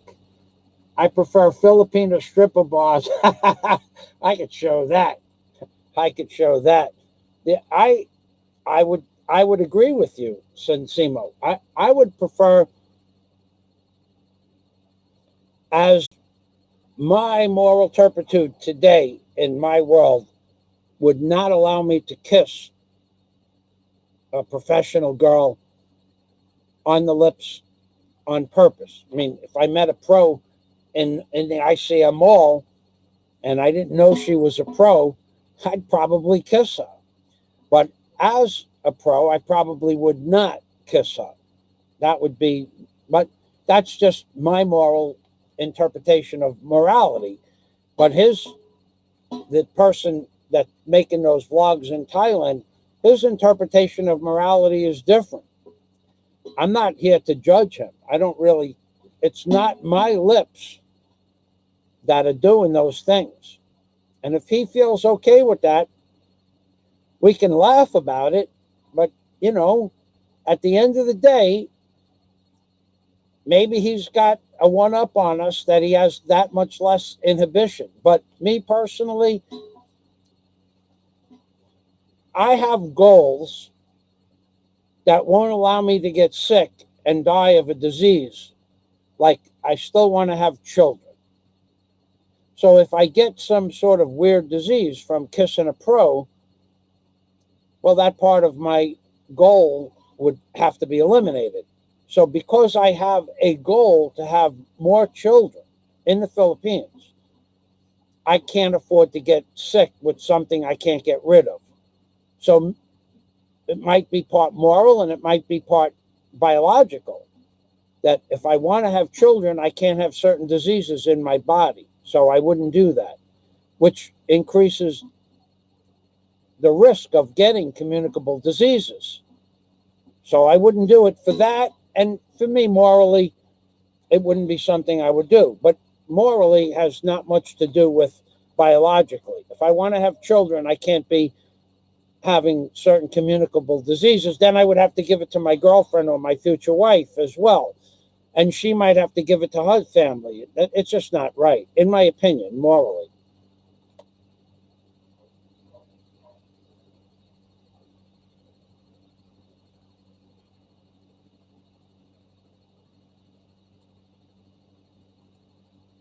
Sensimo, I know Sensimo's making fun here, but actually, the one thing I like about that guy in Thailand's videos, Sensimo, is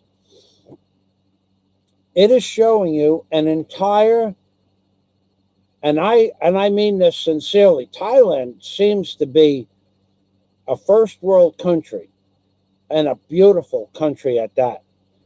Beautifully landscaped, excellent roads, lights on the corners of their road systems, highways, hotels, infrastructure. The beaches are spectacular. The Buddhist temple there was just fucking amazing. I'm glad I'm watching his live streams for the cultural aspect of the walking of the park at night. It's freaking amazing how clean it is and how safe the environment is. But it's also showing us that they have shut the world down economically, where he's one of 3 people in a hotel that might house, 500 or 700 people. I don't know. His hotel fee is less than 1/10 of what it would normally be. It's showing us that the world is in serious, dire straits. For that, I enjoy the videos. For the shit that he does, it's his prerogative. As he said, he worked his whole life so that he could do these things. I mean, he does have a fucking point. He's worked however many years to save his money and to invest his money, and now this is how he chooses to spend it. So for me, I wouldn't do that, but for him, he will. So getting back to how I'm going to spend my life savings, I'm going to build a hotel. See, that's just 2 different, ways of spending probably the same amount of money at the end of the day. I don't know. Right now, if I'm gonna fill out this ledger book one day that I have here. Right now, I can tell you, up till today, just hotel building expenses only. Only hotel building expenses only are upwards of 6 million pesos. You could believe it or not believe it. It makes no difference to me. However the fuck you want. So when you listen to that creepy little scumbag, or those creepy little scumbags, saying Fazio has no money, where is his source of income? First of all, I don't have to announce to anybody where and why I have money. I worked my whole life. If I put money to the side, if I have property that you can't find, if I have investments that you can't find, that's not my fucking problem. And it's not your business. But moving past that, right now, I have 6 million pesos invested into this hotel job. And I'm going to invest another 8 million pesos to finish the job. But I will be, by next year, my plan is to be on the 2nd floor or sell the 2nd floor. So, fuck all you people that are saying Fazio's broke, he never had any money, he didn't. Fuck, what is your fucking problem? Do you not understand that I've not lied to you people, and you can't prove that I've lied to you people? You only just have one scrawny little scumbag coward. No. Now there's 2 scrawny little scumbag cowards, and one of them does not live in Thailand. You have 2 scrawny little scumbag cowards. And you want to know what the common denominator between these 2 scrawny little scumbag cowards are? They both have bad backs. And one is not named Barry, and one does not live in Thailand. So take Barry out of the equation, it's not him. And take the man in Thailand out of the equation, it's not him.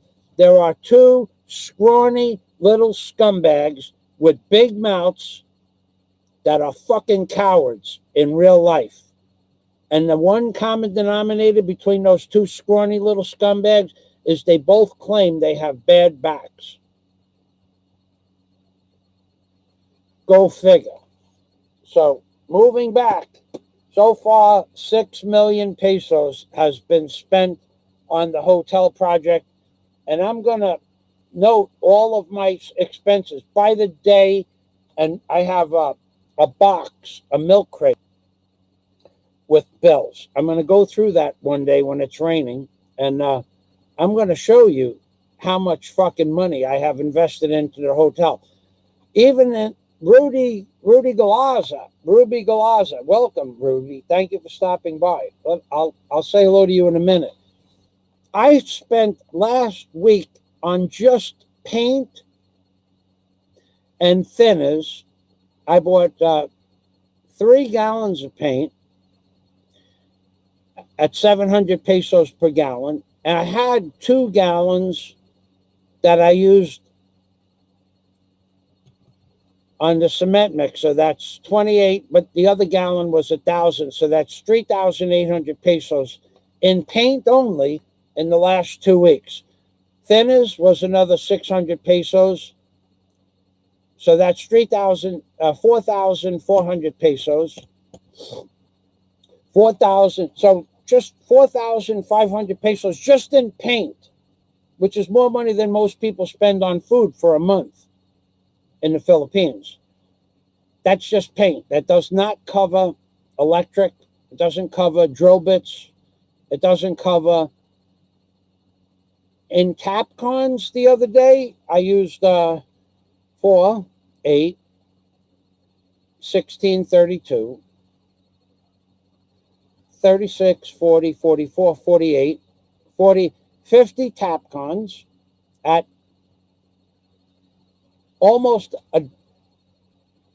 they're 40 cents a piece. So that was another $40 in Capcons I used. $40.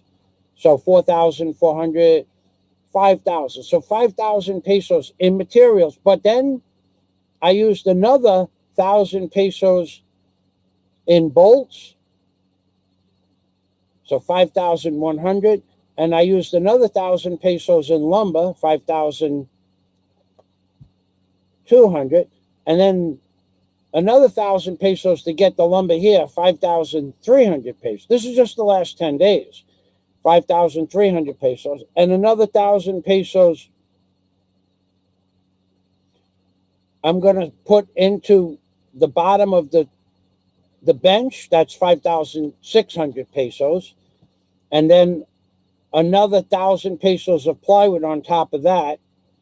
That's 6,700 pesos.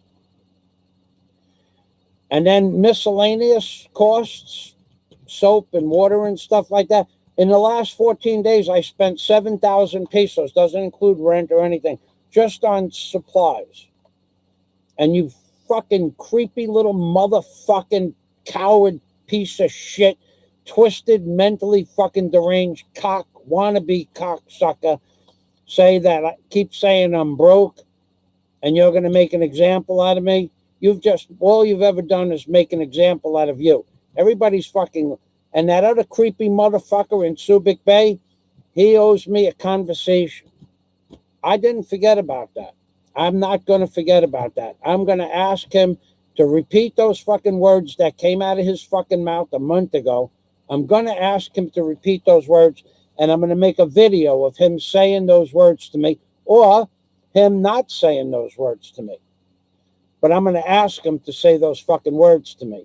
That creepy little scumbag with the big mouth and no ass to back it up. And he's still all over the fucking internet under a dozen different fucking names. That creepy little scumbag motherfucking piece of shit. I'm going to ask him to repeat those words he said he was going to say when he came to Bohol. And I'm going to have the camera right on his fucking face. And I'm going to say, please repeat those fucking words to me. And I'll bet you any amount of money he won't do it. Because he's a fucking coward. He's a fucking creepy, slimy little piece of shit on top of everything else. Another insidious fucking virus in Subic Bay. And the people that back him up, and you know who the fuck you are just as fucking lowlife creepy scumbag pieces of shit for allowing him to do what he does on channels that you control. Don't make any mistake about it. I know what you're doing and why you're doing it. You are just as much a creepy scumbag as he is for allowing him to post that shit on channels that you control. Don't make any mistake about it.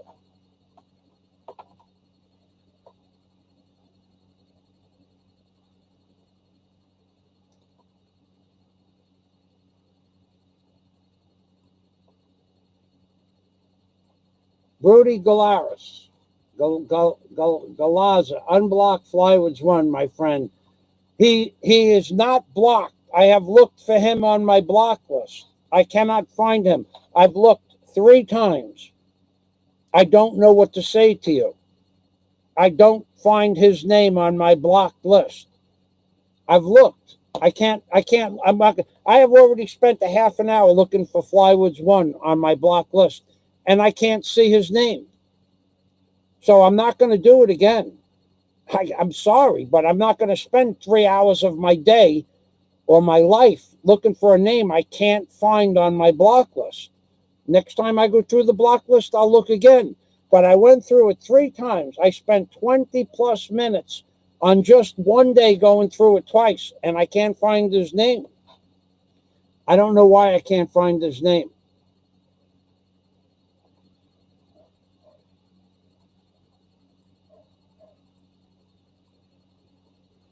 Yeah, I heard that too, that he worked for Clinton and that he did that for $5,000. Truth Lady, you retracted your message. I don't know what you said. Thanks for stopping by.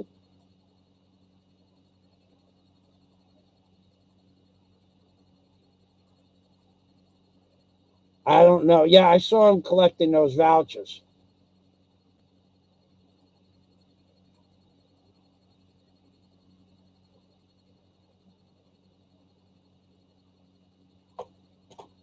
Ruby, I can see you. I can see you commenting. I see your messages on my screen. I don't know what it is about this program that I can't find you.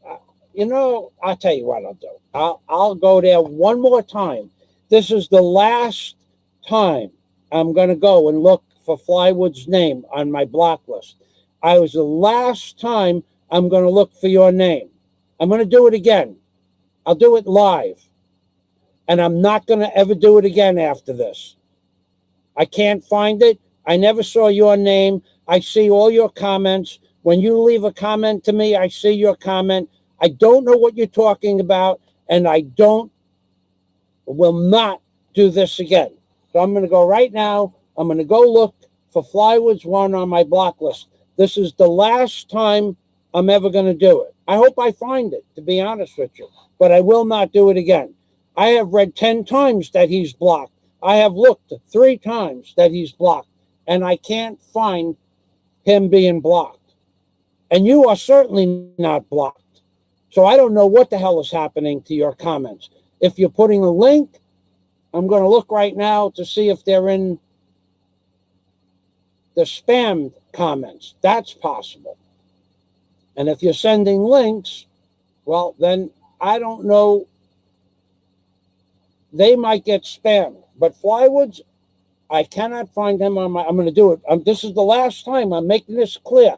If I ever hear, if I look again right now that Flywoods is blocked on my channel, if I ever hear that again after I look today, I'm going to block the person that says it. Because I've looked, this is going to be the 4th time and the last time. Enough time has been spent with this. Something is wrong? Maybe. Don't know what it is? Don't even care anymore. Don't care. I'm gonna go right now to my spam comments. This is bullshit. This is total bullshit. It's total bullshit that YouTube does this. It's total bullshit that I'm doing it for the 4th time. And I'm not being facetious. I'm looking at my comments held for review. Your name is not there.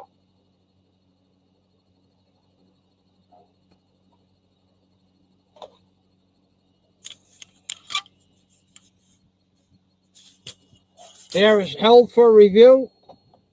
4 days ago, Atosismo, Sandra Drum, and Viken 2 months ago. Your name is not on the blocked comments. Published comments. Published comments. Spanky 9067, 2 hours ago. 18 hours ago, Kongno 2000. Thank you for uploading the video. This was about flywoods. And then Richard Howe from 2 days ago. And after that, 2 days ago. And before that, 2 days ago. Before that, 2 days ago. Before that, 2 days ago. Before that, 2 days ago. Nothing. Nothing from Ruby Galaris. And now I'm going to go to the block list. And I promise you, I'll look for it right now. And if I don't find your name on the block list, the next person that says you're blocked is getting blocked. I don't know what more I can do. I don't know what more I can do. I do know one thing I can do.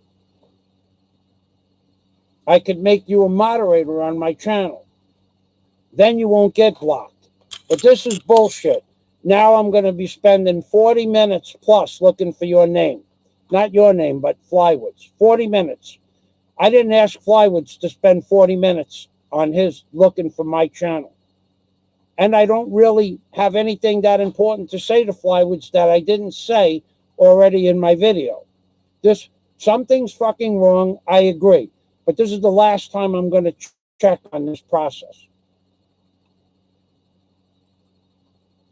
Okay, approved users. Hidden users. Hidden users. Nope. Nope. Nope.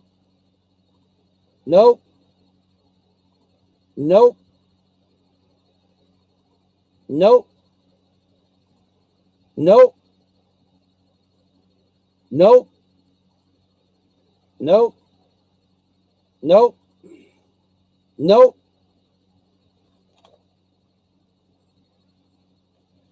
I see Ruby Morales. That's not you. Nope.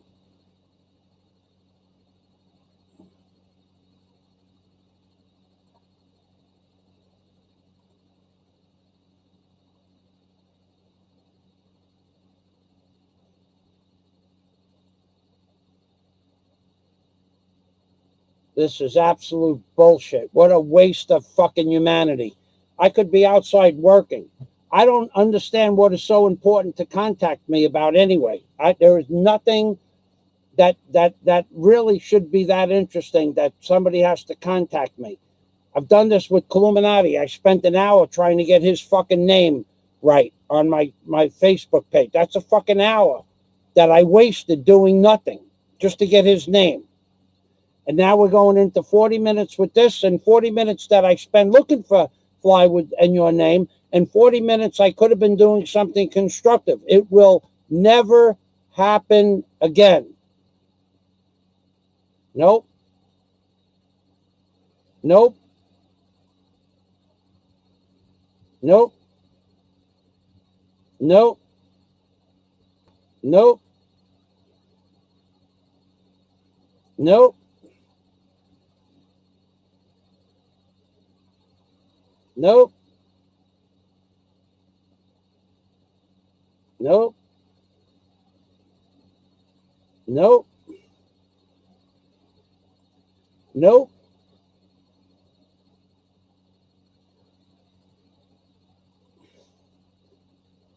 I'm looking for FL Woods and Ruby Galaza. Nope. Nope. Nope. I got a lot of people blocked, I'll tell you that. Nope. Nope. Nope. Nope.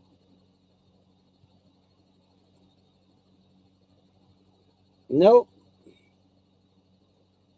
Nope. Nope. Nope.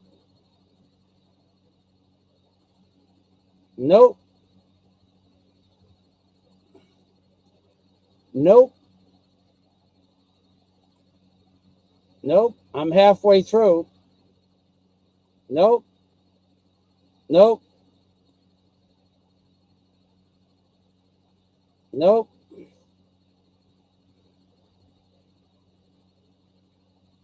Nope. Nope. Nope. Nope. Nope. Sorry that I even made that fucking video now, because this is the third time I'm going through this name for Flywoods. I ain't going to make any more videos. I'll tell you that right now. This is bullshit. This is total bullshit. You keep saying he's blocked and he's not on the block list. Nope. Nope. Nope. Nope. Nope. Nope. Nope. Nope. Nope. Nope. Nope. No. Okay. Flywoods 1, Ruby Galarza are not on my block list. And that is the last time I ever want to hear this conversation. Jack has repeatedly told me. Other people have told me. He is not on my block list. And we're going to close this out. Yeah, you can thank me for my suggestion. Sorry to waste your time. Yep, okay.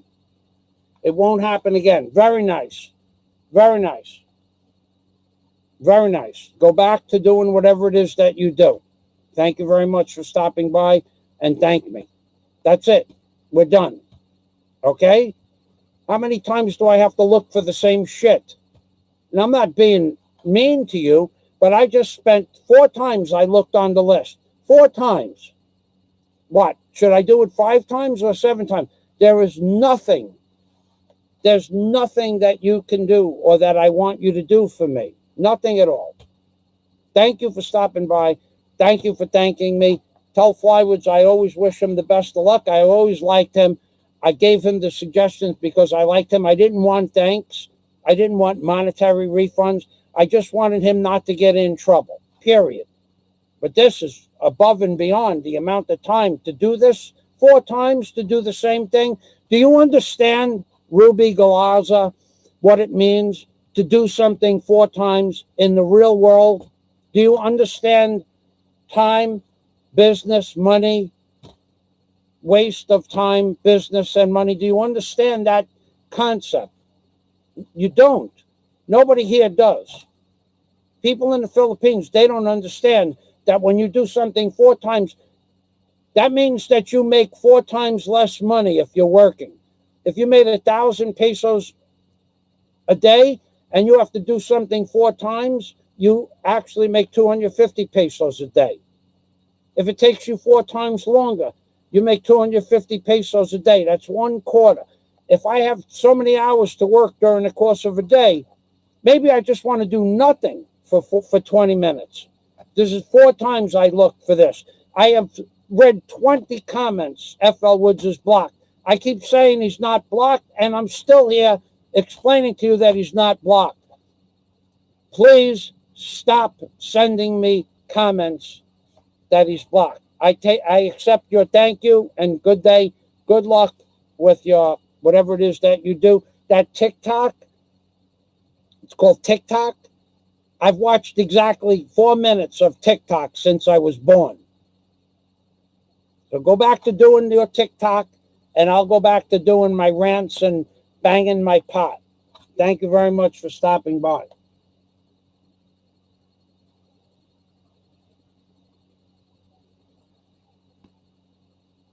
Attention seekers, these two.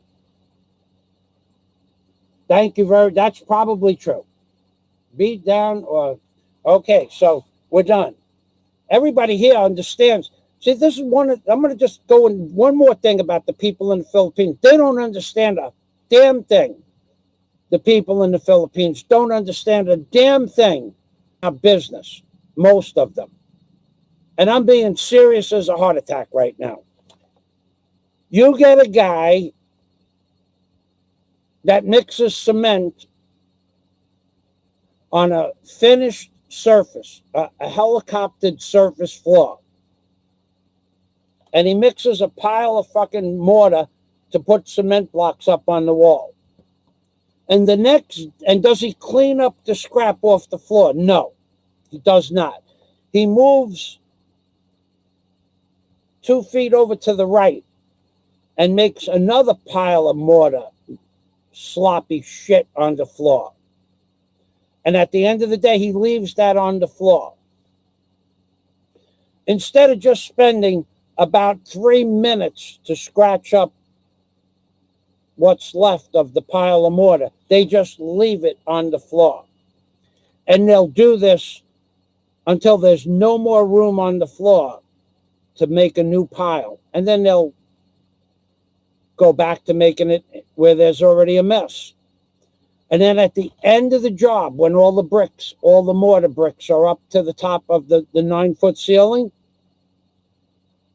and after they mix their plaster for the wall compound, and after they screw up every square inch of floor space in the whole building,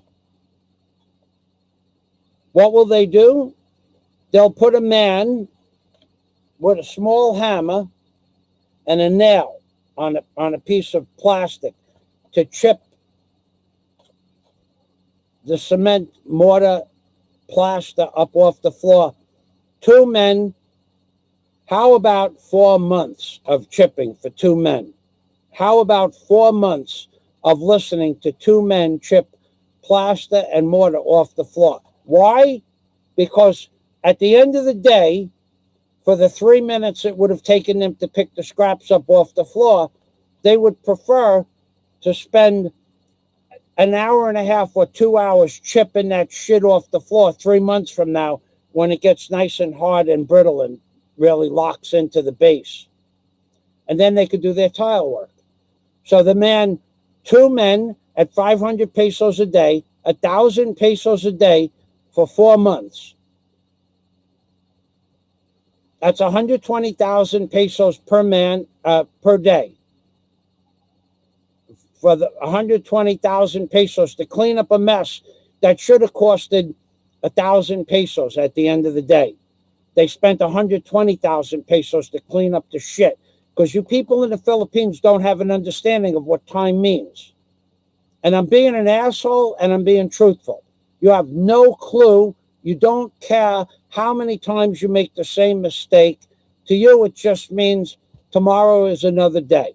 But for me, you're taking away my time. Now, we're not going to have this conversation again. Every business-minded person that has listened to my conversation, every business graduate, every person that's ever graduated a business course, every person that's ever taken a legitimate license to have a business license where the economic businesses involved will agree with me 100%. Only a fool would not understand what I just said.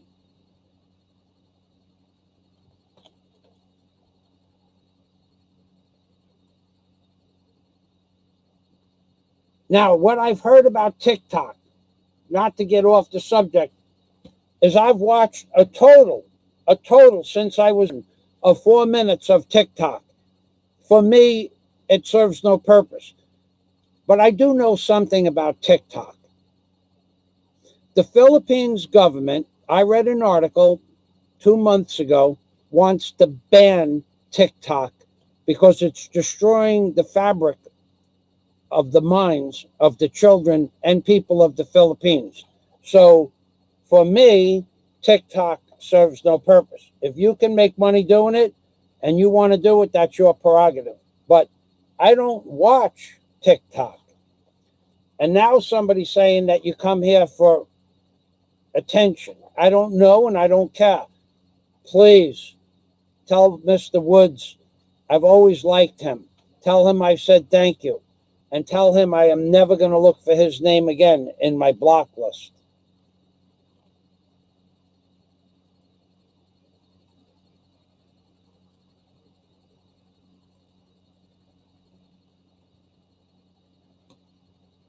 Bruce Davis, Flywood one is blocked. LOL. Bruce Davis said, you want to talk about fence jumpers? Bruce Davis is an Olympic fence jumper. Welcome, Bruce Davis. Welcome to the machine. Sensimo, I don't even know about these people.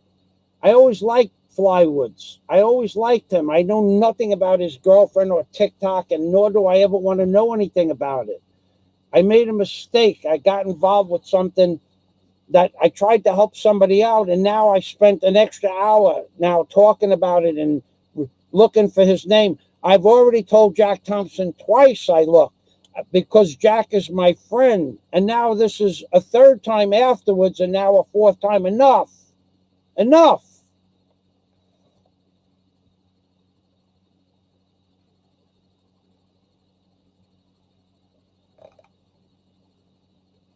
The Truth Lady is 66. The Truth Lady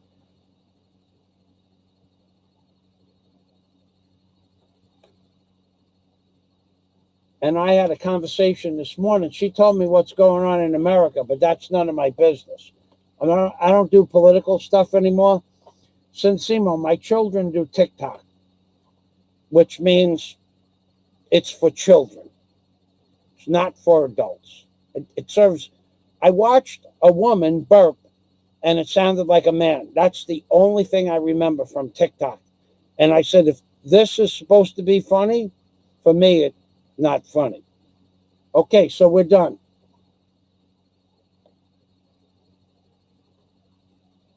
Steve says it must be extremely difficult for someone with a New York mindset to adapt to people. Steve, if you're not a member of my Patreon community, nor are you my any large super chat person that I would send certain videos out to, but I have a series of videos called Anti-Terrorist Construction Sites in the Philippines.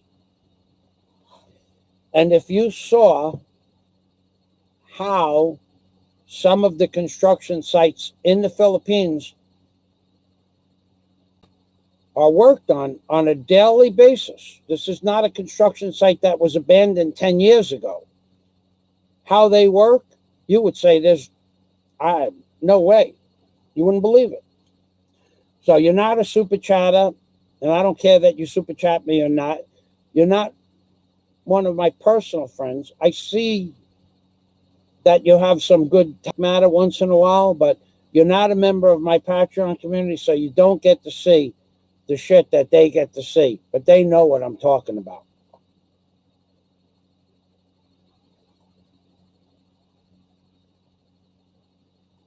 Sensimo. Okay, well, they can do that if they want. They did it on my channel just now. But that's the end of that. Woods and Ruby go to channels all nice, waving, and then try to dominate. I like them, but annoying too when they say to Barry, we will soon, the viewers go down. Soon see the viewers go down. I don't talk about Barry at all. I happen to like Barry. I think Barry made a big mistake, but I don't talk good or bad about Barry. I wish him the best of luck. All right, so I'm going to go outside now at the hottest time of the day, 10:30, and I'm going to get a liter of water. I'm going to drink before I go outside. I'm going to take the vertical lip shirt off and put my construction shirt back on, bust out the tools.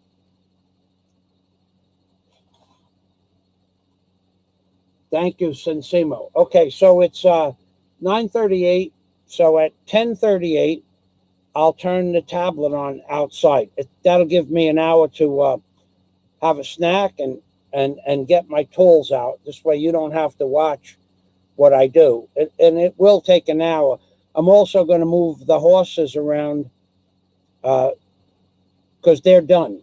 They're done, and I'm going to move the stuff that's done out of the way, put the stuff that I need to put on the workbench, and then we will see what happens next after that.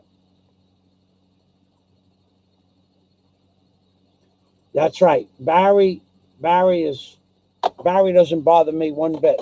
I like Barry. I wish he didn't do what he did because he put himself in a bad place because of that other fucking scumbag, but he did it to himself. So I wish he didn't do that. Okay.